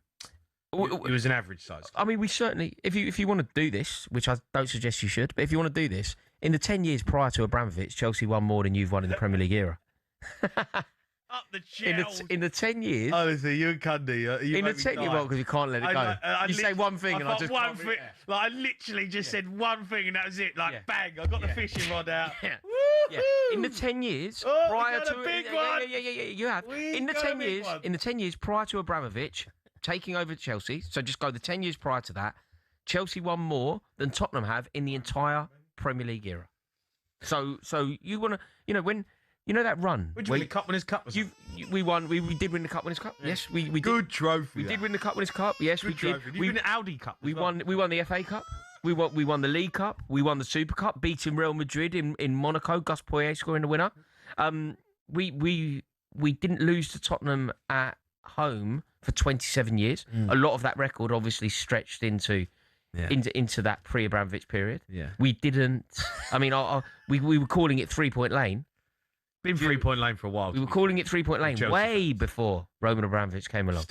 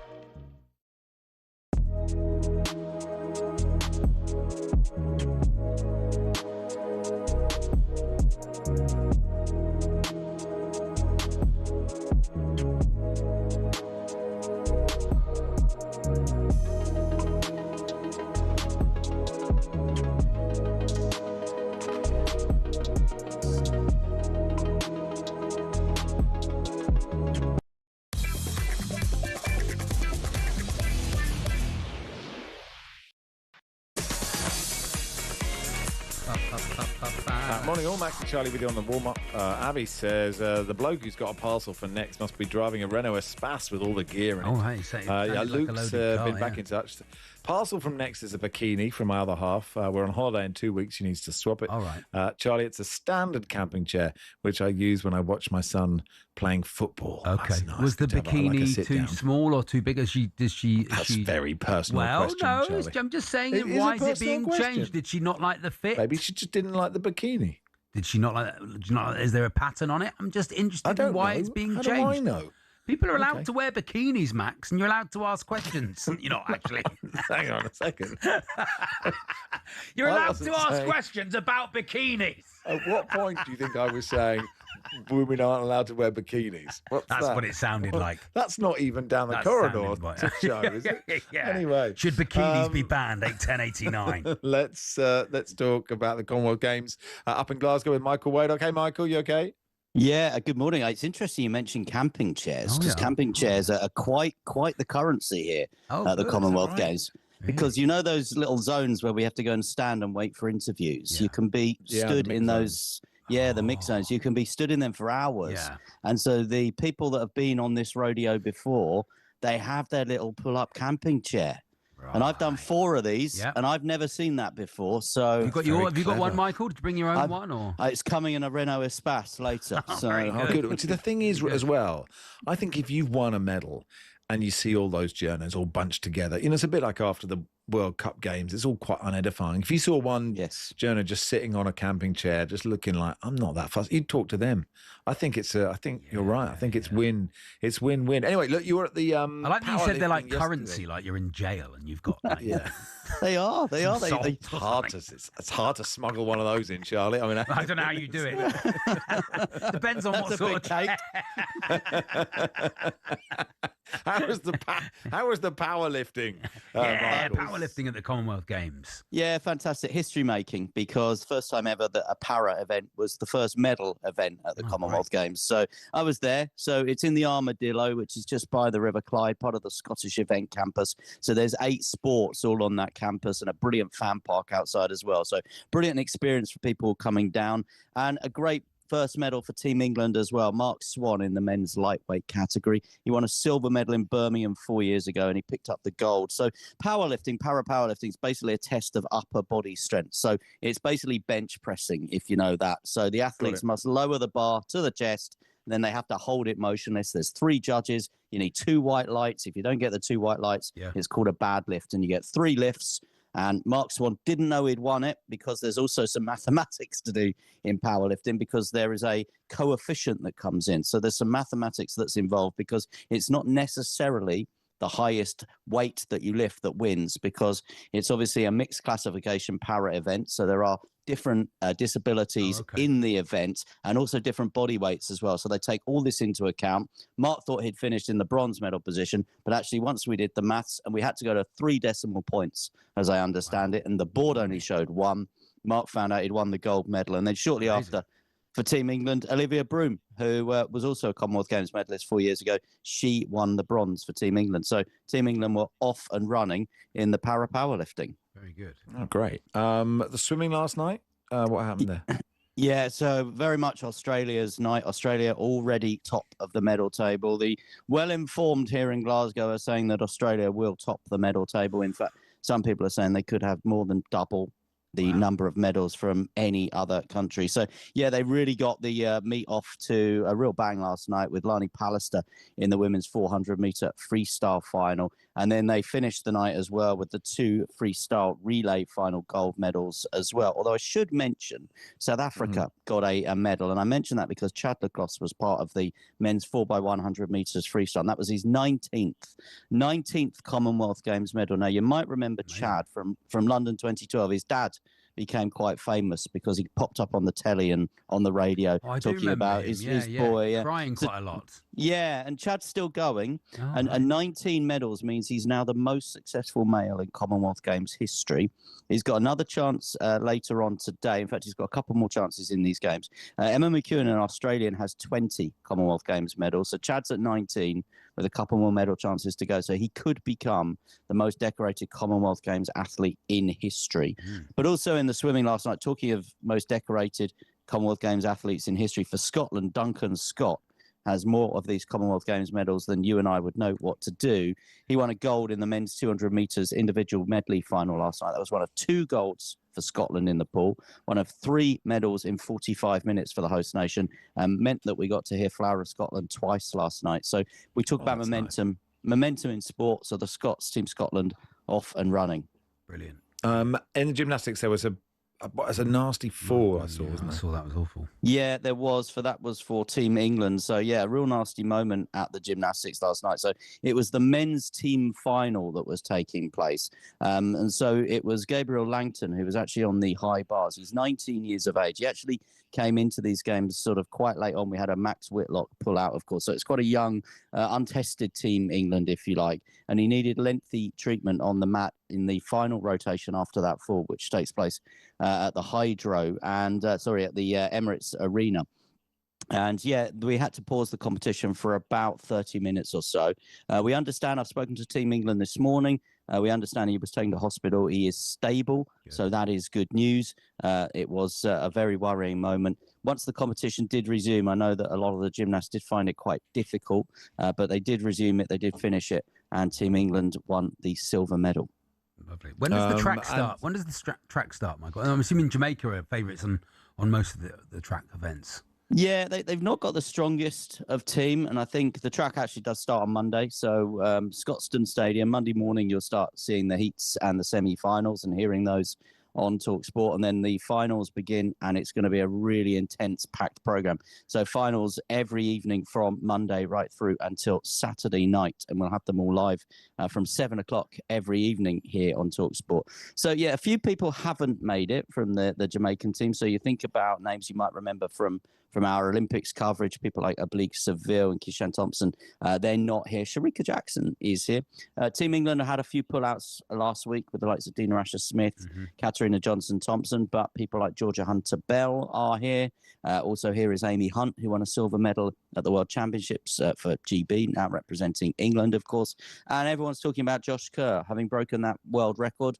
He said that this was the 2 things he wanted to do this year: break the world record over the mile, which he's done in London at the Diamond League, and he wanted to come to Glasgow and he wanted to win a gold medal for Team Scotland. So they brought the Commonwealth mile back for the first time since the 50s and 60s, and there's a really brilliant field, certainly from a Scottish point of view as well. You've got Josh Kerr, you've got Jake Whiteman, you've got Neil Gorley as well. That's going to be the last night, and I think that's going to be the highlight of the event. Good stuff, Michael. Thanks for coming on, pal. Thanks very much. Speak soon, guys. Thanks, Michael. Michael Wade up there at the Commonwealth Games for talkSPORT. Jim says, what's in my car? Nothing much. Duct tape, gloves, zip ties. Oh, come on. Thank you. Come on. Laura from Cornwall. She's off to see Truro over Plymouth Argyle and a friendly today. 2 onions, 3 bags of duck food, mixed corn, a hat and winter coat, 4 food containers. I'm going to ask you, this is like when you have lots of things on a tray and then you take one off. What's in Laura's car? Ready? 2 onions, 3 bags of duck food, a hat and winter coat, 4 food containers, old accounts from a local football club, a bag of wool, a golf ball, and a front door key. Can you repeat that back to me, Max? At all, or how many can 2 you onions. Get? Yeah, 2 onions. Yeah. Food containers. Yeah. How many? 4 food containers. Yeah, very good. Yeah, very good. Accounts. Yeah. A front door key. Very good. You're doing well, Max. You're doing well. Some other foodstuffs. Right at the I start. can't believe you haven't got the duck food. 3 bags of duck food. I'd have 3 bags of duck food. Yeah, that was in there. Yeah. Anyway, Steve says, "Hi guys, Steve here. I'm currently working. I work for a pet cremation company. Guess what's in my? Oh, come on, Steve. Yeah, that's bleak, isn't it? Jason's got 2 tins of Monster for me as I'm en route to a hockey tournament. Meat products for the parents on the way there. Meat products? Turning up with some meat products. That is a vague thing to give your folks. I've got some liver. Couple of old kidneys. Unidentified meat products. For halftime snacks. What animals are your parents? 2 cans of Monster and a bag full of kidneys. What league is this? I've got a load of chuck steak for you, Dad. I haven't cooked it. I hope that's all right. Shut up and drink your Monster. Eat your meat products. Yeah, I know. Mystery meat. It's like the Brian meat. Butterfield diet, isn't it? Very nice. I've got the mother-in-law in my car, says Michael. It's called Catherine. She's really lovely. Approves of everything that I do. Should probably go back to her now. Anyway, thank you. Jason's actually sent the... is this the Monster and the Meat product? I think he sent a photo of the Monster and the Meat. Okay, this is good. Yeah, now we've got it here. Yeah. It is a steak and onion pie. Okay, yeah. A barbecue pulled pork and chicken thighs. Oh, yeah. And the other one I can't see because of the angle of the front seat, but there you go. Okay. Thank you for taking a screen grab. How lovely on a hot summer's day to have that in your car on the seat. Just get us the meat products with your son, all right? A couple of Monster and a steak and onion pie, and anyway, we'll play the footballer game next. Mickey Gray joins us for that. We'll do that in a second.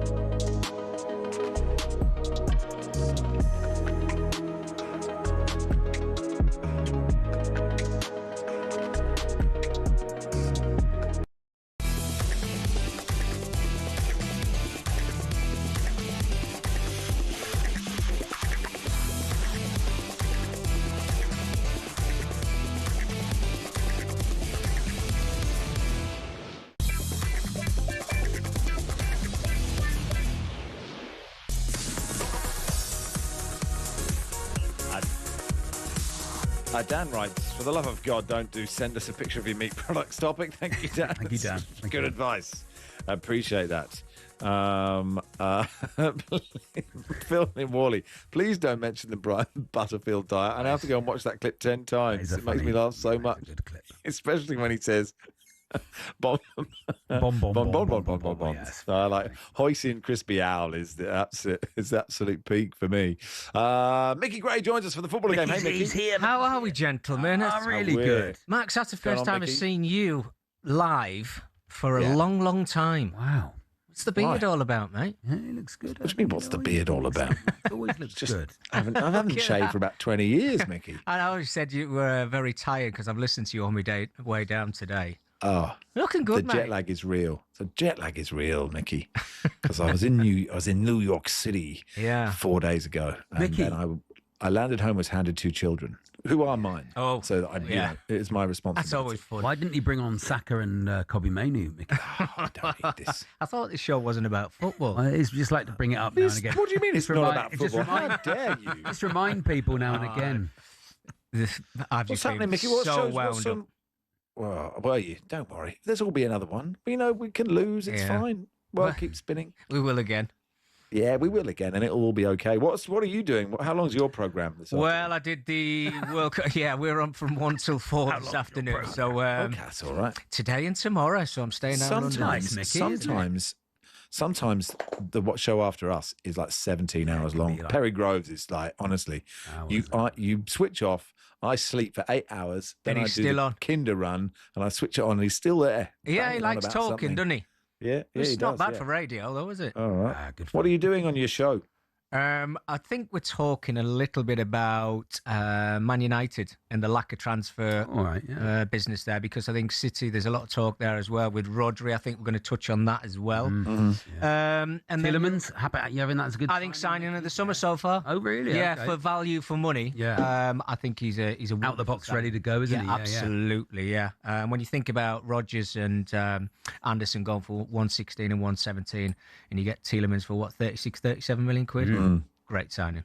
Very good. We're signing. doing what's in your car, so you can't do that. I mean, you can do it if you want. We don't. Carry on. Golf clubs. I shouldn't have said that. It's parked up somewhere. Air freshener. Don't steal. Anybody wants to nick a good set of golf clubs, find Mickey's car. Brand new as well. I only got them yesterday. Brand new, and you got to buy it. All you got to find is M Grey 1. Yeah, you won't be finding my car. How's your footballer game? What was the last one you got? Can you remember, Mickey? Every time I come on, it's 5 minutes of silence for me, isn't it? Really. I couldn't tell you the last one that I got. Look, This game. could be good today. You never ever know. Here's Reese. Hi, Reese. Hi. Out of 10, how are you? I will go for a good 8. Why not? It's the summer series. Okay. Good stuff. Let's play. Our first footballer began his career at Chelsea in 2012, staying until 2017, not scoring in any of his 10 appearances.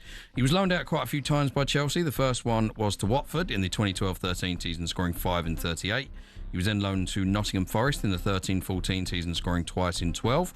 He was then loaned out for the first half of the 2014-15 season to Middlesbrough, where he got 1 in 19. Michael Mancien. Nope, and was loaned out for the second half of that season to Burnley, where he didn't score in 4. He was then loaned out for the first half of the 2015 Matson. Nope. Chukwuemeka. Nope. Reading, where he scored 1 in 15 and spent the second half of that season on loan at Napoli, where he didn't score in any of his 5 games. He then moved on from Chelsea permanently to Watford, where he stayed between 2017 and 2021, scoring 3 goals in 75 games. It was then after their West London rivals Fulham, where he stayed for 2 years between 2021 and 2023, not scoring in any of his 24 games. Before playing for West Bromwich Albion in the 2023-24 season, not scoring in any of his Mark the Wolves fan says Nathaniel Chalobah. It is Nathaniel Chalobah. Well Mark the Wolves fan. Oh, well done. Shouldn't claim it for my own. I was struggling then, I have to be honest. That's good. Dell says, can I ask, is Max okay? He sounds half asleep. Maybe he needs some of the unidentified meat in the car to give him a boost. How dare you, Dell? I think I'm having a great show. Great show. I think it's been I was a just great thinking show. that in an ad break. God, I'm having a good show. I didn't even know there was a player called Nathaniel Chalobah, so I was never We'd have ever been here a going to while. get that. We'd have been in a while. Why you would put that in there, Reese? I know. have no I idea. think it's a good one. Yeah. Oh, you got a good one. That's the way the game works. Okay. So it is Mark the Wolves fan 1, Max 0, Charlie 0, Mickey 0. But I can confirm Mickey is still in the studio. Yes. Okay, here we go with player 2. Our second footballer began his career at Lyon in 2004, staying until 2008, scoring 7 goals in 64 games before moving on to Marseille, where he was between 2008 and 2011, scoring 9 goals in 63. The end of that period was on loan at Newcastle. This is the end of the 2010-11 season, where he scored once in 4 before making his move to St James's Park permanent. Laurent Robert. No, he stayed there between 2011 and Hatem 2015. Ben Arfa. He is Hatem Ben Arfa. Oh. Good, wasn't it? Bang. That was good, wasn't it? Wow. Getting it. I don't know why I'm in this room. Honestly, don't. There's no need to have an existential crisis right now, Mickey. You've got to sit in this room for 3 hours after this. You're very good at this, Max. I would say that. Oh, that's very kind of you. Do I wasn't footballers searching like for a compliment. following other footballers' careers, Mickey? Or do they like? I think in this game, whenever I played it, we're competitive. Yeah. You do follow their careers, but it's getting more and more difficult now with the foreign influx, if you like. Yeah, and the lots of loans everywhere. Yeah, they're the difficult ones, isn't it? Yeah. Were you following players' careers going, I'm better than him? Why is he there? Yeah. Yeah, left backs. Yeah. How's he got that move? I was actually, yeah. I'm better than Baba Yara. What's going on here? This is an outrage. Then Ashley here we Cole go, come around. Oh, yeah, God. Well, I mean, he was good. He was all right, wasn't he? Yeah. John Webster's been in touch. He says Ben Arthur. Hi, John. Ben Arthur, Yeah. but a bit late, John. I'm afraid Max got it. Are they your guesses, Charlie? No, I just write down the clubs and then see if I can. You have to have a pen and paper, Mickey. I've got two. I've got two in my history of playing the footballer game. I've got Jason Roberts. Yes. And last week David Nugent. And they are my you did get David Nugent. They're my And that only was ever really two. good as well. It was impressive. And you should have seen Yeah, how it's happy he was. Oh. Okay, here we go. Player three. I get Let's one. go. It's unbelievable. Here we go. Player three. Come on, focus, everyone. Our final footballer began his career at Victoria in 1999, staying until 2003, scoring twice in 24 games before moving on to Olympia, where he stayed between 2003 and 2008, playing 100 games and scoring just the 6 goals. He was loaned out twice, once to Wigan Athletic in 2008, where he played twice and didn't score. And then in the second half of that season, he was also loaned to Wigan Athletic, where he scored 1 in 29. He made the move to the JJB permanent in 2008, staying until Hugo 2013. Rodallega. No, scoring 3 in 148. He then moved on to Hull City between 2013 and 15. Not scoring, Asgard? Nope, where he didn't score in his 35 games. Was loaned back to Wigan, where he didn't score in any of his 6. He then moved on to the MLS with Colorado Rapids in 2015, scoring once in 10.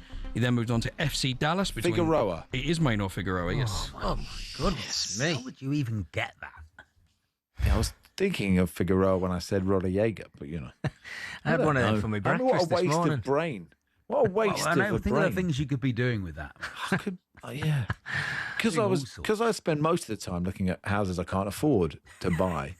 I could have used this part of my mind for something that would make money, and then I could afford one of these houses. And instead, I just know who Hugo Rodallega is or Manuel Figueroa is from being at Victoria, Olympia, Wigan for twice. Wigan for a bit.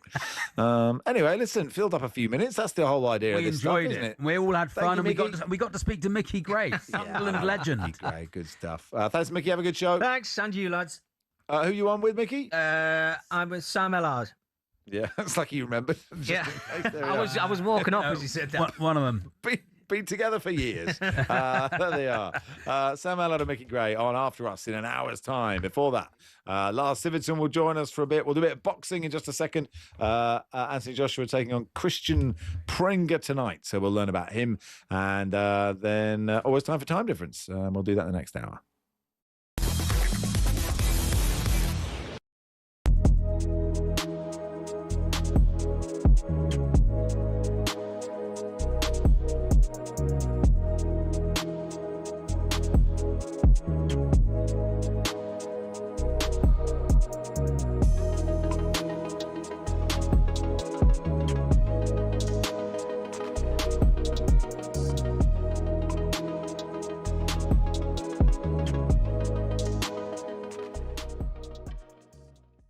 Jurgen Klopp has today been appointed as the new national team manager. As a Liverpool fan, would you spend the money on Diamonde as a sort of up-and-coming prospect, or would you go for Barcola as the ready-made replacement for Mo Salah? I'm not sure on Barcola. I'd probably Diamonde. I like him. But it's 110 million quid for potential. When you're paying 110 million quid for potential nowadays, I don't love that. And that's a problem. And that's where the market is, unfortunately. So it's a tough one. Liverpool have to replace Salah. They need wide players. Now they're talking about some player from Monaco who's probably would have been 5th choice at the start of the summer. So Liverpool fans would probably spontaneously combust if that's the only signing that came in those positions. I don't think they'll get Diamonde. I think that's PSG all over. So then you're going to go for Barcola now, who Arsenal want as well. Monaco, Singapore, Las Vegas. What do they all have in common? Well, they're all F1 street circuits. 20 years ago, the sports only visited 3 a year. From 2026, there'll be 10, despite the actual racing often being worse. So why? Why are there so many street circuits? Cars racing past the Casino Monte Carlo is one of the iconic images in all of sport. But in the last few years, it's been joined in the Street Circuit Club by the dazzling Grand Prix on the Las Vegas Strip, in Miami, Azerbaijan and others. And there's no sign of the trend slowing down. The streets of Madrid have also gotten involved, and there are conversations about Grand Prix in the capitals of Thailand and Rwanda. But fitting them in means we said goodbye to classic circuits like Hockenheim and Imola, angering fans who are still packing out the European tracks like Spa, the Hungaroring and Monza. And these generally produce more wheel-to-wheel action than street circuits too. At Silverstone in 2025, there were a total of 26 on-track overtakes. At Monaco, 4. I'm an F1 enthusiast. Even I struggle with that. But it appears to be a good step. In 2025, there was a record 2.3 million strong viewership for the Monaco Grand Prix in the US alone. Meanwhile, for the British Grand Prix several weeks later, 1.5 million tuned in. So why are we seeing this drive towards street circuits? Well, no prizes for guessing. Money. Formula One demands a fee of between $20 and $60 million for the rights to even hold an event. In total, including sponsorships, it's believed officials in Saudi Arabia pay almost $100 million for their race. The huge fees are possible because of the street track's city centre locations, as people staying at hotels at inflated prices and tourist sites brimming with visitors mean the cities rake the cash back in when the race comes to town. So it makes financial sense for Formula One and the cities, but will it cost the sport in the long run if F1 races are too boring? After all, nothing beats the roar of an F1 car as it flies through the forests of Europe, or mechanics watching a storm coming across the humid Asian countryside. Take that away and, well, you may as well just watch American IndyCar.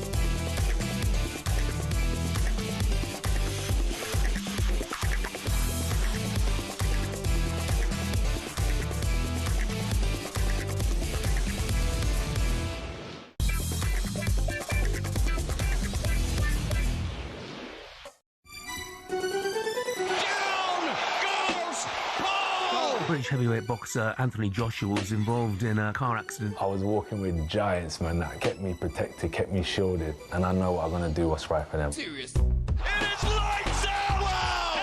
Anthony Joshua! They told me, if you beat Prenga, we'll give you Tyson Fury. I said, please, give me that contract. He's got destructive power, so as soon as that shot lands, it's over. He looks in the shape of his life. He's been training at Usyk's camp. Anthony Joshua!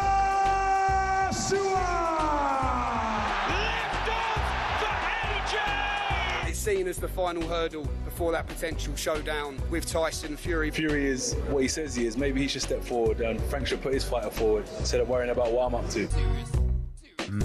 Live boxing returns to the talkSPORT network today. Anthony Joshua faces Christian Prenga in a warm-up for the Tyson Fury clash later this year. Our team's on the ground in Jeddah, bringing you all the latest from a busy fight week. You can watch along From ringside on the night, Anthony Joshua versus Christian Prenga tonight from 7 on talkSPORT Boxing YouTube channel, and on your smart TV. Joining us to look ahead to that and his own upcoming title defence, IBO World Super Lightweight Champion Pierce O'Leary joins us. Hey, Pierce. Hello, Pierce. Oh, hold on a minute. Is he on mute? He's speaking. Are you on mute? He or is is it our speaking. fault? Is it our fault? We can't hear one Pierce, of his can you hit? There he is. Can you hear us, Pierce? Apologies. Can hear you now, Pierce. There you are. How you doing? Brilliant. Thanks for having me on, okay. lads. Oh, you're welcome. No, it's a pleasure. It's like being on Zoom with your parents going, you're on mute. You're on mute. Mum, you're on mute, for goodness sake.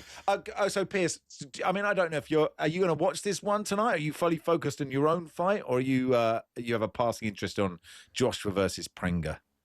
No, I'll watch, of course. It's boxing. Do you know what I mean? I'm a boxing man, and I always support boxing, regardless whether it's me or someone else in the ring. So, but yeah, I'll watch it tonight. I'll put the feet up. I'll have a cup of tea and just let the body rest now going to fight week. Yeah, yeah. Is it nicer watching someone else fight with a cup of tea than actually having to do it yourself? Not really, not when it was a week beforehand. No, yeah. You know, next week you have to do it yourself. Yeah. Before actual fight night, do you taper your training, or is this actual heavy sparring over, or how does it work? It's all done. I had my last hard strength session this morning, and I'm literally only back in the door now since 8 o'clock this morning. So it's now 12:05. All the hard sparring's done. I was a bit nervous yesterday for my last spar because the way things have been going on in training camp is tremendous. Yeah. Like you can't put into words with the preparation that I've gone through for this camp, and sometimes I feel like it's a bit too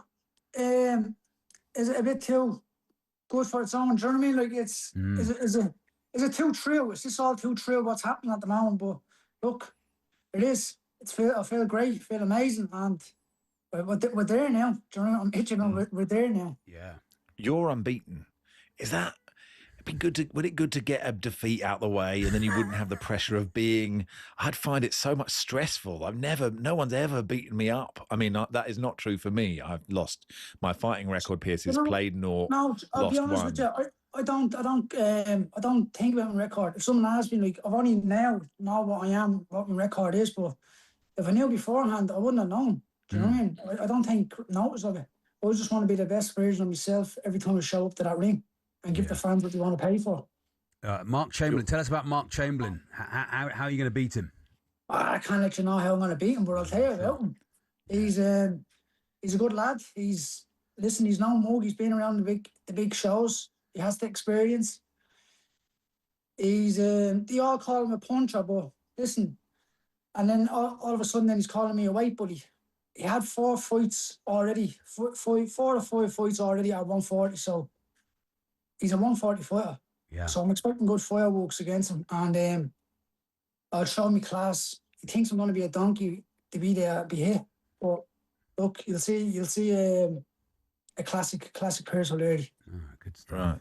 So hang on, is he trash talking you, and you're killing him with kindness by just saying he's a good lad? That's quite clever Yeah. Well, tactic. look, he found out that he thought.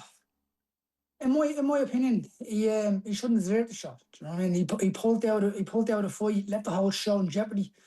9,000 seats, left the whole show in jeopardy. 3 weeks before the fight, then pulled out with a sickness, and then all of a sudden, then 4 or 5 days he's back out running. Like, come on. Yeah. Come on. Do you know what I mean? Yeah. Does he deserve a shot? Does he deserve another shot at that opportunity? Yeah. Have you fought? If I had a fight, Charlie, I would pull out. So make up some excuse. So really, which way he's taking it is, why he's taking the fight is because he was told that I don't want the fight. Right. Okay. But he wasn't told the reason why he don't want the fight. Yeah. Is he going to put the show in jeopardy again? 2 days out, 3 days out. Who knows? And fighting it in Dublin at the 3 Arena in Dublin. I mean, that must be you must have them right behind you. That must be a real buzz. Must be back garden. Yeah. I've run around there. I've been doing all my runs around there. I'm still just running the same route for the last 15 years. Nothing changes. Yeah. But now I'm running around with a world fighter around me. So that's the beauty of hard work and consistent, and the dividends pays off. Beautiful. back to tonight's fight. Obviously, presumably, and I know nothing about this, Piers, Christian Prenga is just someone for Anthony Joshua to beat up before the Tyson Fury fight, or has Prenga got a better chance than that? I don't know. To be honest with you, I don't really know. I never heard of him until AJ, until he got announced against AJ. But look, the heavyweight, I know both guys wanted to get out beforehand to get the ring rust off, etc. But it can happen in heavyweight boxing, and the money that's on the line and the opportunities for both of them lads to go out and have a fight this weekend before the major fight is absolutely crazy, in my opinion. Yeah, I mean, but so Tyson Fury stopped Marius Vac in a very low key bout in Thailand a day or two ago, and is that the way to do it? Do you think keep it low key? Marius Vac, he retired on his stool, didn't he? He sort of went, "That's enough for me." That seems to be the way you want it to happen. So you get the rounds under your belt to get the ring rust off, but you're still fit and ready to go for the big money fight. Yeah, well, yeah, in a way, of course, if you're going to take the opportunity and go out and fight, that's the way you want your opponent to go out. But to be honest with you, it's a massive risk for both of them, as I said. If one of them got caught, one of them broke a hand, that fight's being pushed, the goalposts being moved in again, you know what I mean? So what happens then? Sure, when the fans ain't happy. So you've got to be clear. Do you think Fury versus Joshua, because it's been talked about, it feels like it's been talked about for about 30 years, do you think it will be a great fight when they get in the ring? Or, because quite often with the biggest fights, with the ones with the most build-up, turn out to be quite anticlimactic. But do you think these two together will be fireworks? It's heavyweight boxing. And with that being said, both of them, look, AJ has a loss. There's no pressure on AJ no more going in there. Where beforehand, there was tons of pressure on him. He hasn't lost. Like you've seen the ball knocked him out. He's going in there, and his mindset is, I just need to be the best version of myself and just show up and give 100%, give the fans what they want to see. And same thing for Fury. Like if he goes out there and does the same thing, we're expecting a good fight. Yeah, we are expecting a great fight because there's no pressure on both of them. The both of them are going out now and going to enjoy it. Yeah, there's no pressure really because I don't think there's be a belt on the line, and but there's still pressure. But they're both heading towards retirement. They've both. I mean, Joshua's got 2 losses on his card, isn't he? So you sort of go, yeah, it might just be a massive tear up, and like everyone might enjoy it. That's what I'm saying, and that's what I think. What will happen? I don't think there's going to be this boxing be on the back foot and do this and do that. I just think they're going to be a little more smart on ways and but be staying middle distance and in touch and range. The last dance, do you know what I mean? And this dance, that's my opinion. That's why I'm not saying that's the way they should do it and that's the way they should box, but that's the way I think it's going to happen. Yeah, good stuff. Interesting. Look, thanks so much for coming on, Piers. Good luck with your fight next week. Thanks so much for your time. No problem. Thanks very much. Good luck, Piers. Thank you. Good man, Piers O'Leary there. He's 19-0, 11 knockouts he's got, and he defends his IBO World Super Lightweight title against Mark Chamberlain next Saturday at the 3 Arena in Dublin, live on DAZN. And of course, tonight then Anthony Joshua versus Christian Prenga, which you can hear on talkSPORT and on the talkSPORT watch along. They never ask me to do the watch along, do they, Charlie? I don't know why that. I don't know why that is. I don't know. Maybe it's because. I don't know. Do you like it? Do you like? I think you have to have some sort. People do love boxing. No, I know that. Absolutely love it as the sport. No, I know. But I thought we did. I thought actually on our list of boxing interviews, I think he was very good. He was good. It was not our Dave Allen tenable one, but he was excellent. But I thought we held our own. I think if you had just fallen onto this radio station and you didn't have our history of terrible boxing interviews, that's true. Then I think you'd think, these guys are pretty good at this sort of stuff. Hey, they know their stuff. Hey, these guys know their boxing. And we don't really. We know bits and pieces about it, but you can't know about everything, can you? That'd be good in Dublin, though. He'll be, like you said, this is what a night for him. Yeah, absolutely brilliant. I like the cut of his jib. I liked him very much. Yeah, okay.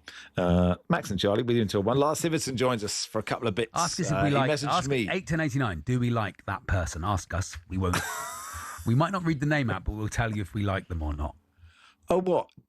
What's the question? If they say, what do you want? Just send us a name and we'll say if we like them or not. We don't have to read it out. We can read. I don't know how we'll do it. I don't know how we'll do it. Send us some names and we'll see how we do it. What, people who work at talkSPORT? No. I like everyone. Who Oh, works no, at no, talkSPORT. no. There's no one I don't like at talkSPORT. Lars Siversen joins us in just a second.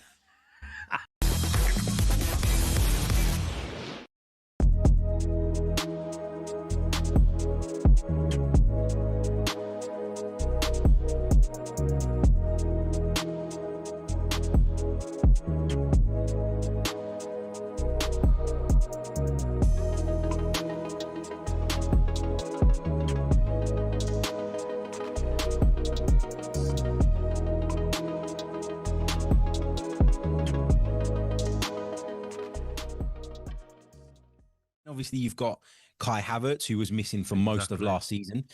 He's back and available and can play either as your centre forward or off your centre forward, which again shows a little bit more congestion in that kind of attacking midfield role. So I think when you zoom out, bigger picture, the squad still has enough. It has a lot of depth. But I think the reason there's a bit of nervousness around the Arsenal fan base right now is because we see an opportunity. We win the league for the first time in 22 years. Manchester City have lost Pep Guardiola. He's moved on. Maresca's a great coach, but is he Pep Guardiola? I'm not sure he is. In fact, I'm certain he's not. You look at Liverpool, new coach starting the project again. Chelsea under Alonso, really good coach, but they're going to need time. Man United are not quite there yet. There's an opportunity for Arsenal to not just consolidate, but to take another step and dominate for a period of time. And I think that's why there's a nervousness around this transfer window. Last year, it was about, can we do the business to get us over the line? We've done that. Now it's about, can we do the business Champions League? Yeah, to consolidate our position and to dominate. And I think that's why people are quite anxious at the minute. See, why can't all the Arsenal fans be like Harry? Measured. Don't be like Piers Morgan, Joel Bayer, Troops, all these prats that ruin it for the good Arsenal fans. I love speaking to you, Harry. Proper Arsenal fan. Good on you, Harry. Thank you very much, mate. But listen, every Arsenal fan's got their view, and we're a passionate bunch. Even and that, you sometimes... should be a politician with that.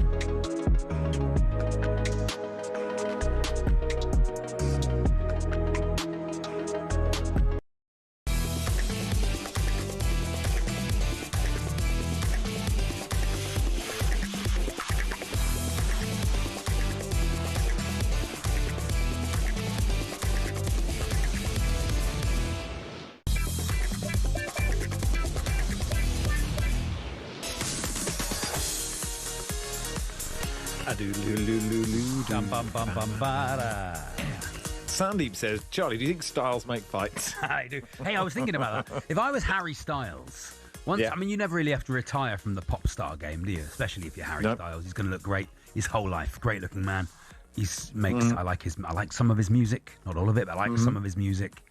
If I was him, I'd get into the boxing promotion game. Harry Styles makes fights. It's a good idea. Great, wouldn't it? It'd be all over an apple. I've just eaten an apple quite quickly. And it's, why is that? It's just repeating on me a little bit. Yeah, you've eaten that too quickly, Max. That's not going to be any good for you now. Got excited. It was a jazz. A jazz apple. Yeah. I like a jazz apple. I like, what's the ones I like? Fuji? No. A russet? No, Golden Delicious? Granny Smith? A russet's too much, isn't it? It's too much. It's a bit powdery. Can be powdery. What's the sort of really sort of crisp one? Pink Lady? Pink Lady, that's what I like. Yeah. I love a pink lady. I'll take a pink lady over a Cox anytime. This could be the last time. This could be the last time. Maybe the last time, I don't know. Hey, Lars. Hi, how's it going? Good. Do Norway hate us now, Lars? A lot of Norway fans got in touch. I do a podcast with Graham Lasso sometimes, and we sort of spoke about the Norway game, and there are a lot of angry Norway fans saying, England cheated, Norway were robbed. There was a non-insignificant number of gamesmanship going on towards the end of that game. You know, people buying fouls and all this sort of stuff, which is maybe a little bit at odds with how people think of English football and their traditions. I don't really blame you. This is the name of the game. You got to play along. But I think there was a little bit of a anti-England backlash after that game. Yeah, That's so interesting. Because you watch football in such a myopic way, I did not notice any of it. No, I didn't think No, you didn't notice like Harry Kane being tapped on the right leg and going down holding his left, this sort of thing. That just didn't register with you? No, it didn't. No, Genuinely, and I like to think I'm a balanced observer of football, but I did not notice anything. Anything else that I missed? No, there was a fair amount of that. There was Elliot Anderson buying a foul for the disallowed goal is also a little bit, I think Erling's going to let him know in training about that one when they're back in action for Man City. He did push him over though, Lars, didn't he? I mean, he did push him. He was very clever. He pushed Erling first, and when Erling pushed back, he fell over. This is very. I'm saying it's clever, not that it's necessarily cheating. Lars but sounds cross, Max. They're cross about it. The Norwegians have got cross with us. And the not thing really. is, Lars, sorry. I was going to say, you should take a leaf out of our book because no English football fan has got annoyed with the Argentinians at all for anything that happened in the semi-final. There was a national English newspaper that ran a piece after the Norway game saying that we've mastered the dark arts just in time for Argentina. And then I can tell you, after the Argentina game, they ran a very different piece on how the Argentina. That was an enjoyable journey to observe from afar, for sure. But I don't think Norway lost that game because of the referee, but I can see why some of my countrymen were a little annoyed. I think that's so interesting about just the way you observe the game, and we're all so guilty of it that oppositions are kind of supporting actors when you're just watching this thing, and you're so caught up in it in those moments, and it does feel so long ago, and I have no question there, Lars. It's just really interesting that it had not even registered for me. Really, the thing that I got a little grumpy with, I did a podcast with you just after the final whistle, and this was the first, I believe it was the fourth time in your country's history that you got into a semi-final of the World Cup, and you guys seemed almost grumpy about it, which is like, are you not at all happy to get to the semis? Yeah, I was very tired. By the time we did that, it was after who else had played that day? It was very late. And I was very tired. But yeah, at the time of victory, I was very giddy with excitement. I don't want to be the celebration police here, but I did feel there was a general lack of appreciation for the fact that, again, 1, 2, 3, 4 times in your history you've been to a semi-final and you managed it this summer, and there doesn't seem to be a lot of appreciation for that. Maybe there was an assumption that you were going to win it. I don't know. Not an assumption. No, but there certainly was not a dream of the possibility that we might. Yeah, possibly. And we didn't play brilliantly in that game either, I guess, did we? I think that was the point that we were lucky to beat you, I think. Very possibly. I mean, I'm pretty relaxed about it just because we did.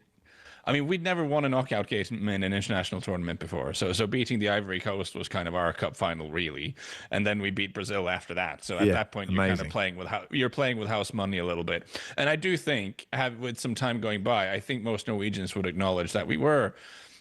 Margins went for us against Brazil, put it that way. We did have a penalty save. We did have Endrick missing a one-on-one. Those little things that kind of have to break for you to beat a big country. And against England, I don't like going on about the referee because the reality is we had chances to decide it, and this time we had a goalkeeping mistake instead of a penalty save. So these are margins that decide these. Why didn't he pass to Haaland? I can't remember the name of the player who was Alex Sørloth. So if you want to replay that, I mean, Alex Sørloth is a very left-footed player. Yeah. So when that pass was on his right, it was like he couldn't quite find the angle.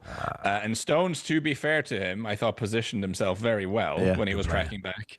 And when he just couldn't quite find the pass, he instead tried to put it over to his left and shoot. I don't think that was selfishness. I just didn't think he found the pass at all. Okay. Thank you. Have you started to think about the Premier League season, Lars? And not at all, Max. We were talking about it. Yeah, no, well, I mean, I've in the first hour of the show, I started. Sort of contractually obliged to. Yeah. And I started thinking that actually, because, Chelsea and Tottenham don't have European football, And I'm not saying either will challenge for the title. And because Man City, it's quite hard to know how good they'll be. And same goes for Liverpool. And, it's very different for Carrick at Manchester United than it was. You sort of need Arsenal to not have a good season. And then the Premier League title race could be totally fascinating. Yeah, that's a fair point. And I mean, there's plenty of examples in recent history that following up a league title is a difficult thing to do. But I do think Arsenal go into this as favourites. I'd be interesting to see to what extent they try to evolve. I think Arteta has suggested that they'll want to try to play a little bit more assertive and not be quite like so set piece and defensive as they were last season. Again, I don't hold it against them. It won them the title, but I think neutrals would like to see them play a little bit more. And I'm more so than thinking about these storylines, I'm kind of looking at the transfer movements, because they also tell us something about the intention there. So Arsenal bringing in Solis seems like something like something like a Trossard replacement, really. That's an interesting move. The links to Alex Scott, I think, is kind of interesting. Again, sort of like a ball-playing guy. Suggests to me that they are wanting to be a little bit more ball-playing. I also think, again, not to bring it back to the World Cup again, but Martin Odegaard had a couple of games for us in the tournament where you really see like how much he brings to a team. And I wonder how much of last season was just him having quite a lot of injuries, or maybe he suffered a little bit from Arsenal deciding to play the way they played last year. I do think if they want to be a little bit more on the front foot, to play a little bit more possession heavy and, that kind of stuff, then Martin Odegaard could be a big player for them. Yeah, I think they look better with Odegaard than without. Definitely, I think he's a really, really good player. I think I randomly watched some clips of Martin Odegaard when he was coming through, and you forget so he was doing a lot more tricks and nutmegs and back heels and stuff when he was a teenager. And I remember how we kind of thought he would turn into like a Scandinavian Mesut Ozil character. But what he has done is matured into a much more sort of responsible citizen in midfield, who keeps the ball moving, who sets up 1-2s, and he doesn't do a lot of these skills anymore. And you do wonder, like, because his technical level is incredible. Maybe you can kind of poke him into being a little bit more that sort of that sort of Hollywood player, because he's become very, very responsible. I always joke that Martin Odegaard is like, when you play the game of what would they do if they weren't a footballer, I always like to joke that Martin Odegaard would be like the mayor of a small town or something. Like, he's very well spoken and very responsible and sensible. Okay. But maybe what we want from him is to be more Bruno Fernandes next season. Yeah, he'll build a monorail. I suppose that is interesting that how hard it is to change your style, right? Because clearly, you mentioned Odegaard, Rice, they have actually really great attacking threats everywhere, right? Eze, what a brilliant player, et cetera, et cetera, et cetera. So it shouldn't, but that doesn't mean it's easy to change how you've played, does it? And you sort of think if you try and change, they're not going to go full Ange ball, right? But even if they are slightly more expansive, that will change how they get on. That's true, and I think we talked about Martin already. I mean, Bukayo Saka is probably their best attacking player, and he had a couple of injuries last season. And it's kind of interesting in hindsight that they won the league with both Martin Odegaard having a patchy season due to injury and Bukayo Saka having some injuries.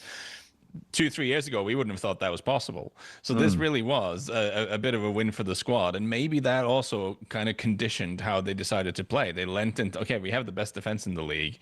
We have some really good set piece stuff going on. We're going to really lean into that. But maybe if we can get a full season of Saka being fit every week, Martin Odegaard being fit every week, and them adding 1 or 2 attacking cards, then they will play differently just because of that.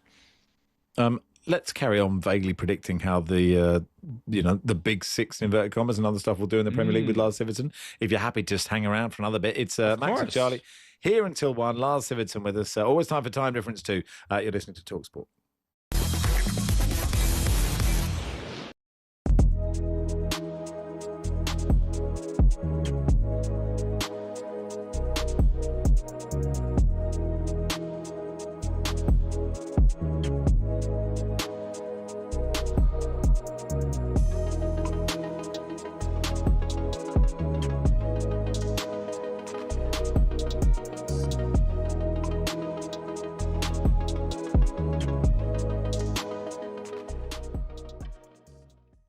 I think United want to move on. He's obviously on a hefty wage. I'm amazed Saudi haven't come in. I'm amazed he hasn't gone out to Saudi. I think he won it. Well, again, Saudi pay a lot more than 300 grand a week for a player, obviously, who's playing for England and still in his prime. Yeah. I'm very surprised Barcelona didn't do the deal. But then again, I expected him to do well at Barcelona. Most, average wingers would do well out there, the team they have. I don't know where he goes.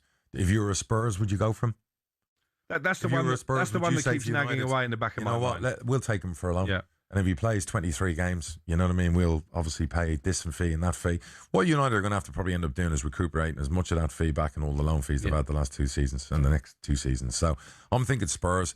They've got a few more experienced Premier League players they've signed. And De Zerbi's the type of manager that feels he can. I'm not sure he feels he can fix players. I'm not sure he'd put up with really. And then you'd worry about the London life, wouldn't you? So yes, you would. There's all those things. Rashford is incredibly talented, and you look at him and go, "What are you doing with your career? You should be dominating. You should be dominating world Even football." that World Cup, he comes on, doesn't he? The first game, scores a brilliant goal against Croatia, arguably England's best performance in that. I agree. He played a part of that. Starts the next game, thinks the place out, and then never really gets his place back. Anthony Gordon becomes de facto left winger, not just for England but at Barcelona as well. And the place was there because Gordon wasn't good, in game one, and it was there to be won. And you just look at Rashford and you go, you've got all the tangibles to be world class. What is the matter with you? But again, I would say he's been on nearly £500,000 a week for the last.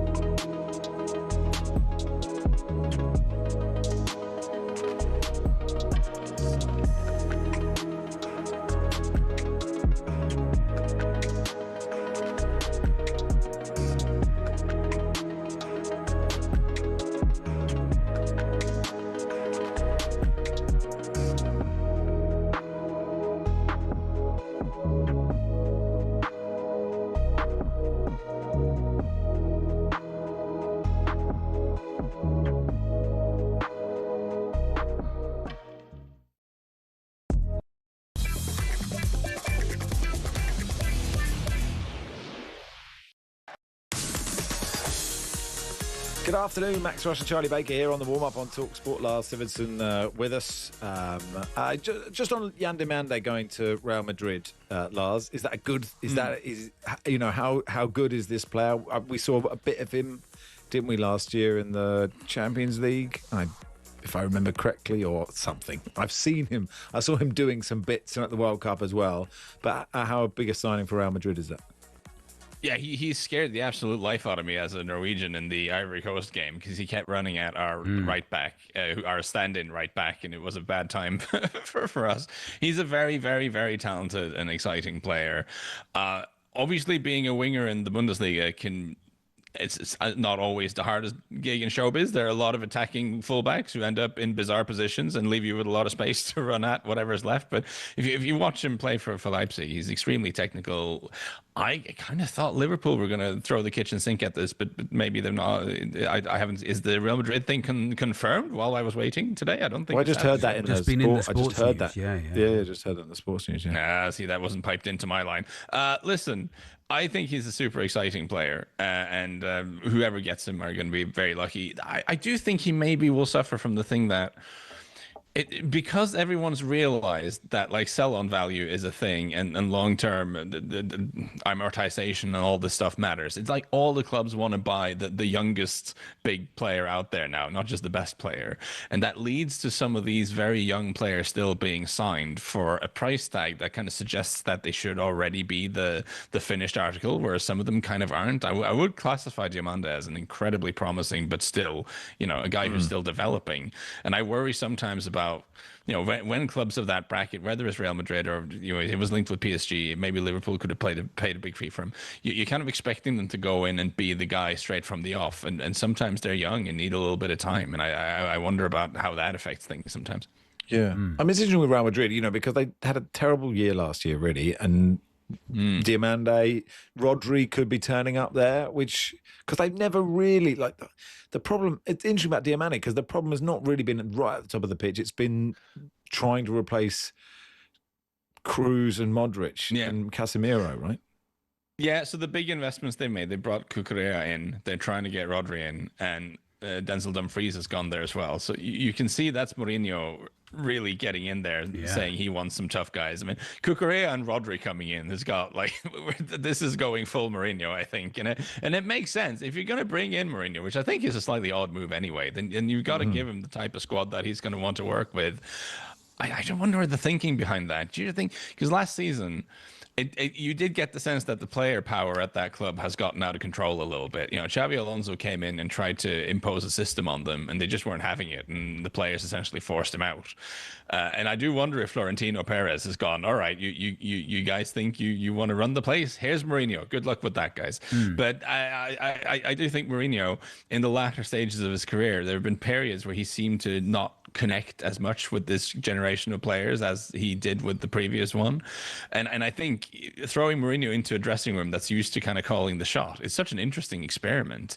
It does make sense that he'll tidy up the defense. That's what we expect him to do.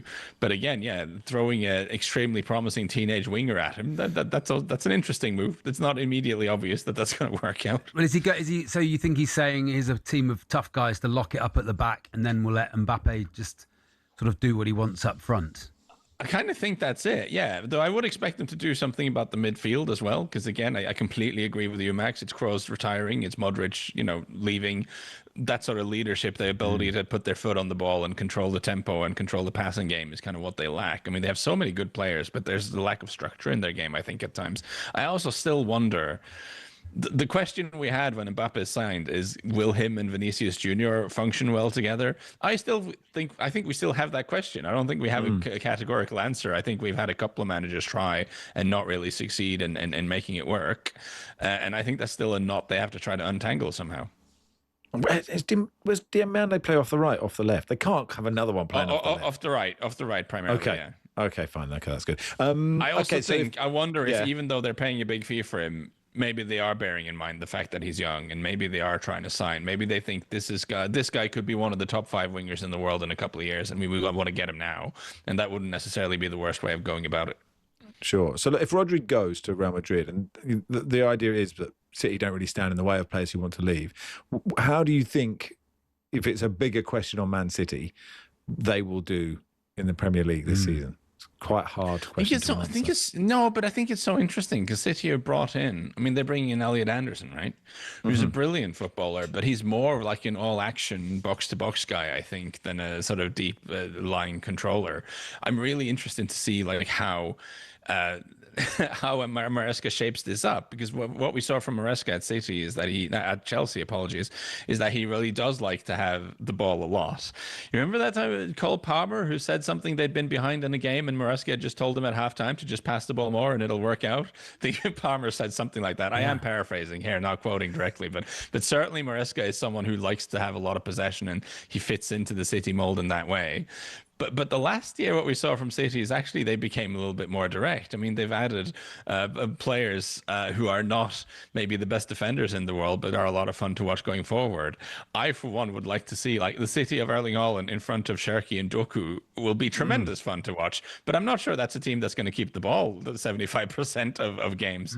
So how that thing works out with Elliot Anderson coming in as well is absolutely fascinating. See, you are talking me into being excited about the Premier League now. Just kind of going through to think about it. You remember all the characters. That is the fun thing. Like of the summer with the transfer market, you're thinking, how's he going to fit in there? How's that going to work? Like that becomes like a problem-solving thing that certainly gets me excited about the season. Well, could you problem solve Chelsea then? I mean, no, not at all. Okay. I'm sorry, but it's like, I don't get it. I don't understand what they're doing. I know Xavi Alonso seems extremely intelligent and very handsome and all those things, but I just think they don't make any sense to me, the maneuvers that they're making. Morgan Rogers is clearly a brilliant player. For that transfer fee, I don't know. But then maybe Garnacho is going the other way. Maybe Nico Jackson ends up going the other way. And maybe at the end of the day, the money and players that are changed hands between those two clubs will all work out in a way that makes sense. That's possible in the end. But also, I just...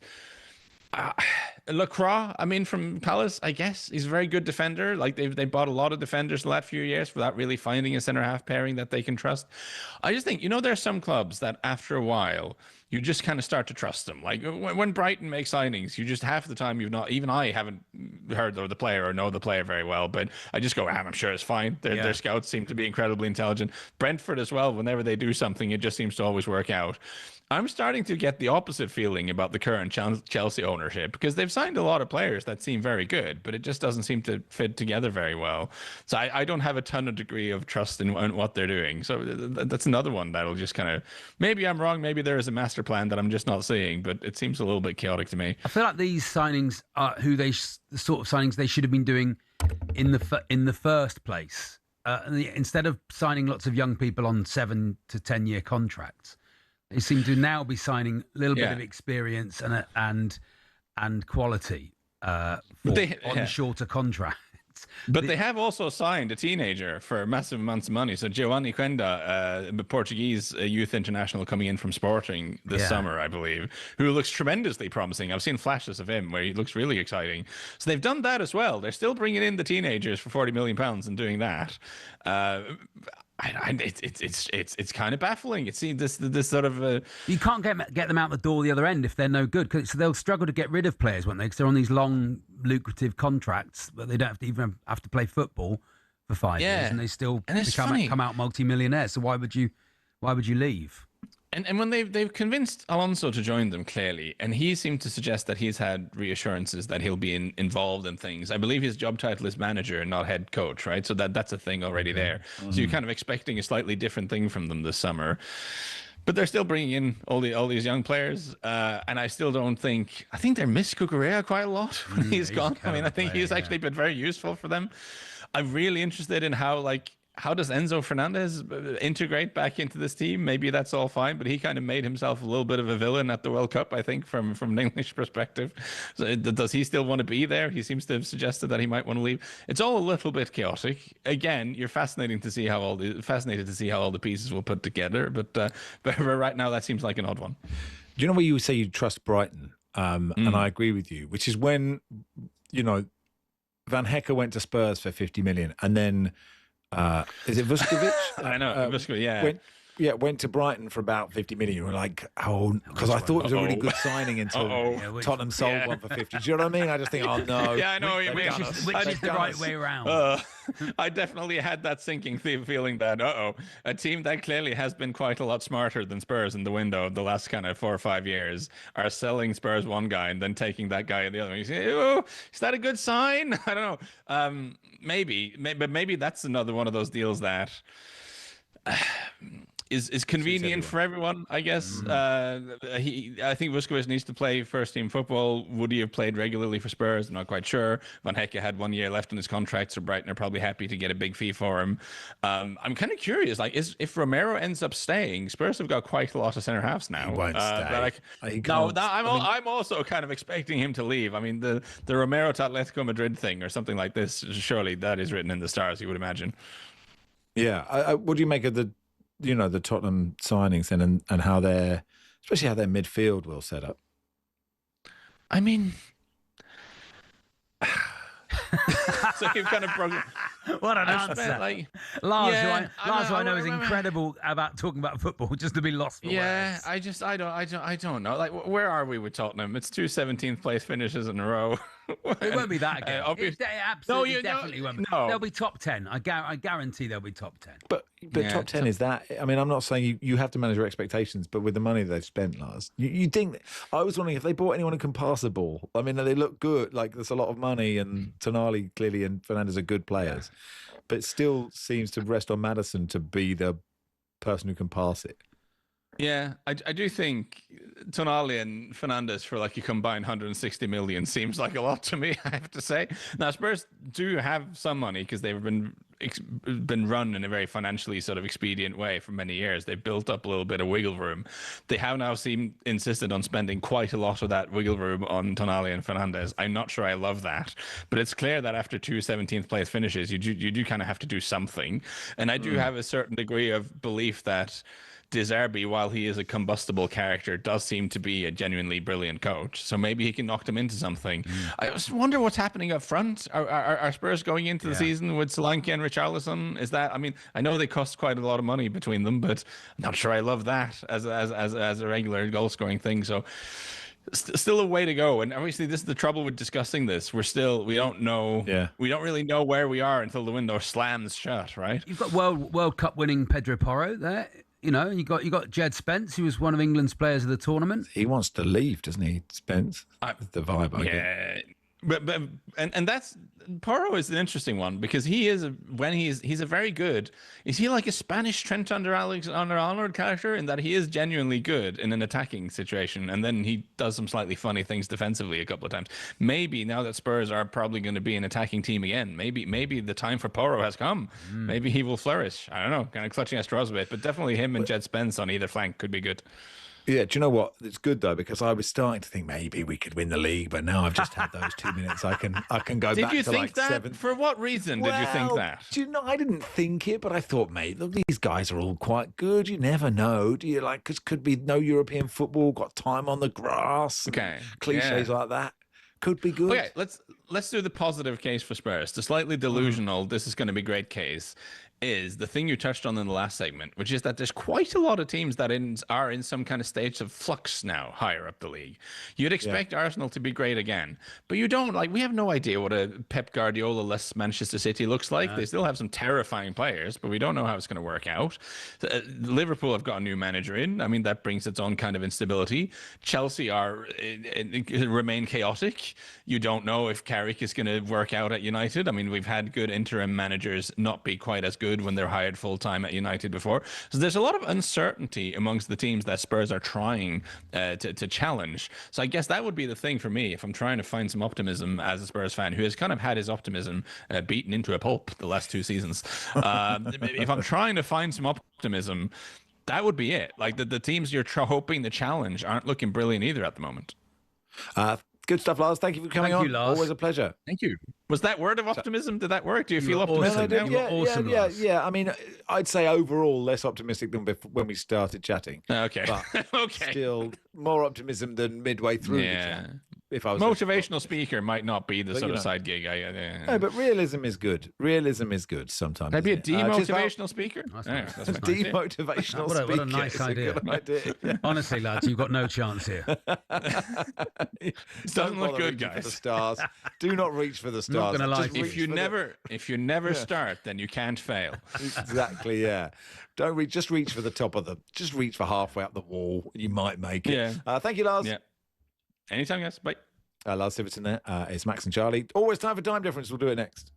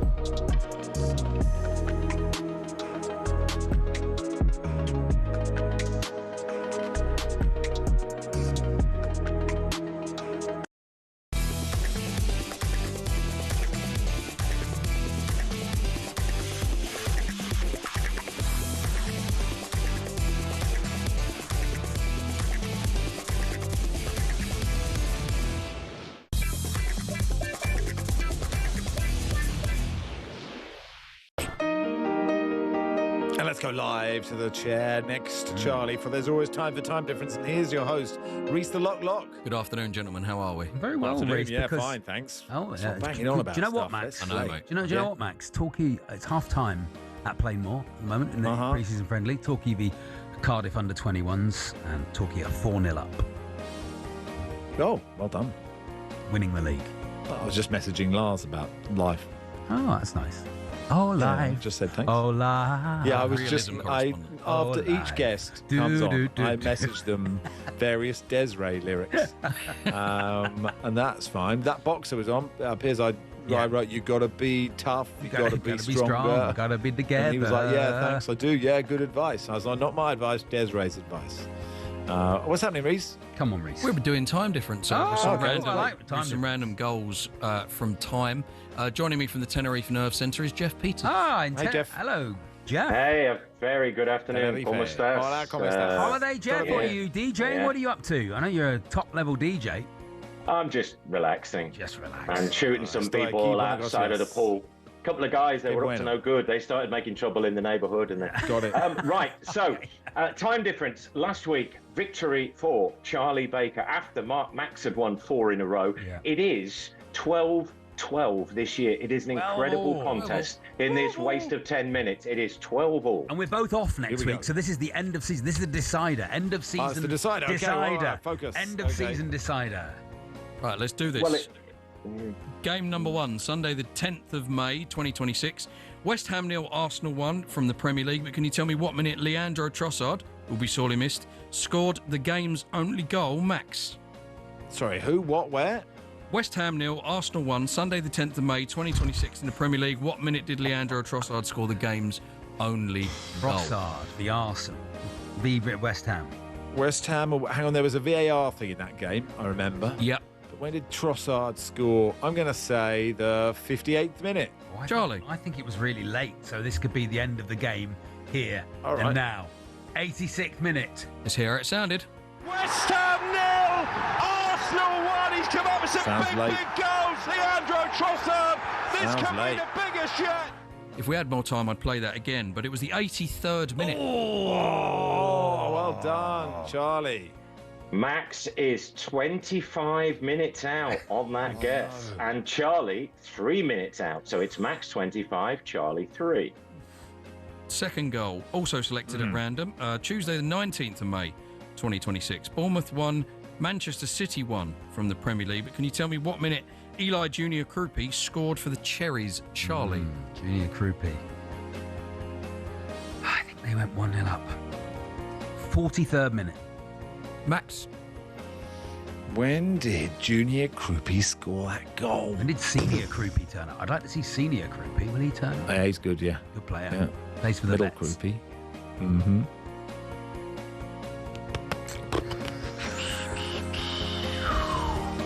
I'm trying to remember the goal. Yeah. Bent it in from the left. He did. In the 73rd minute. Let's hear how it sounded.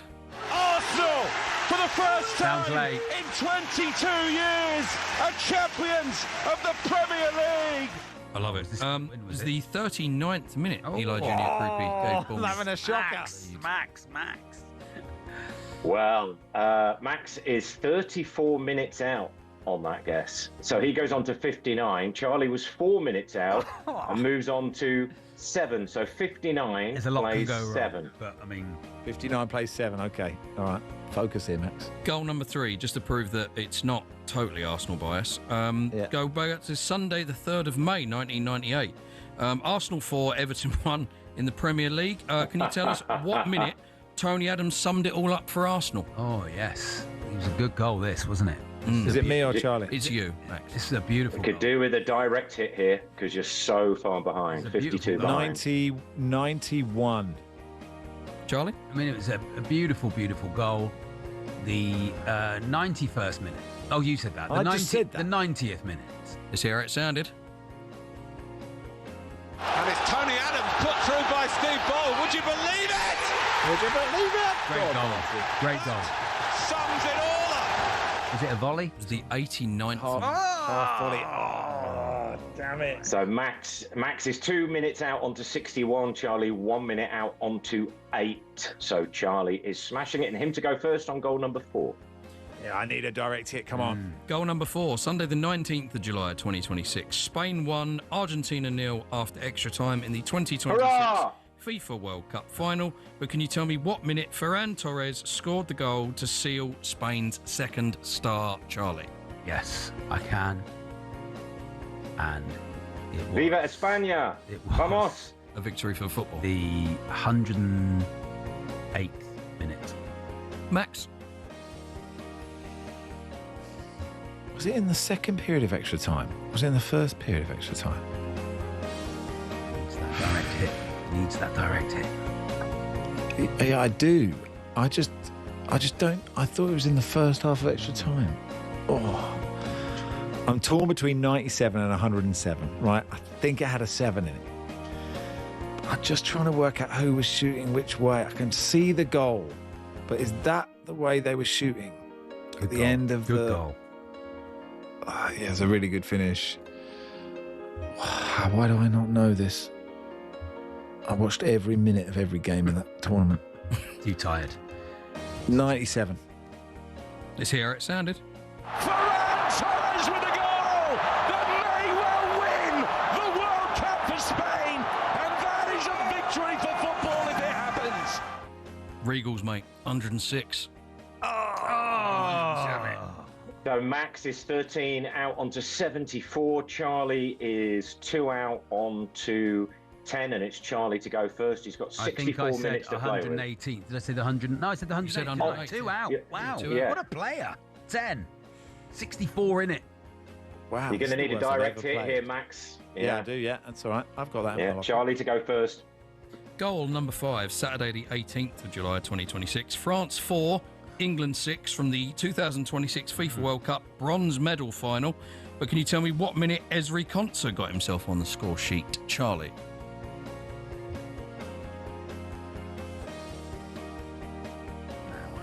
He scored in the first half, or one of the ones in the second half. I think he scored in the first half, and it was the 39th minute. Max?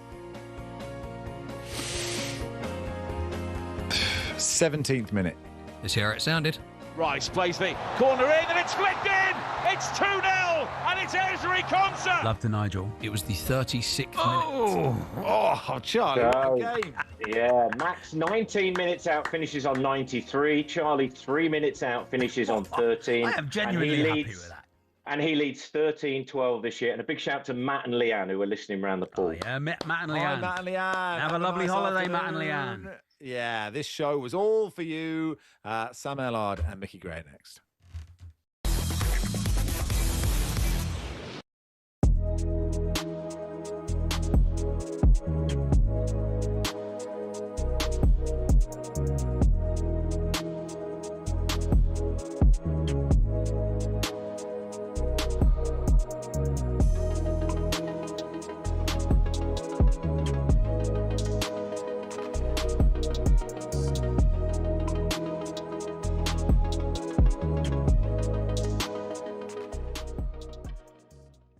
If Arsenal, And Chelsea can't win a league. If Arsenal don't win it, I think Chelsea, with Xabi Alonso, No. Chelsea need to be one of the teams dreaming. One of the teams. Look, a front line of Pedro, Esteval, Palmer, Rodgers is capable of scoring enough goals to win the league. If we now bring in Lacroix, bring in John Stones, sign a new goalkeeper, all of a sudden you're looking at a team with one game to play a week. You're looking at a team that could potentially win a league title. Mate, you're talking guff. No, that's not. That's You're not very winning. rational chap. Rory, you're not winning the league. We are unlikely to win it, but we are one of the 5 teams that can legitimately be considered capable of winning it. No, you're not.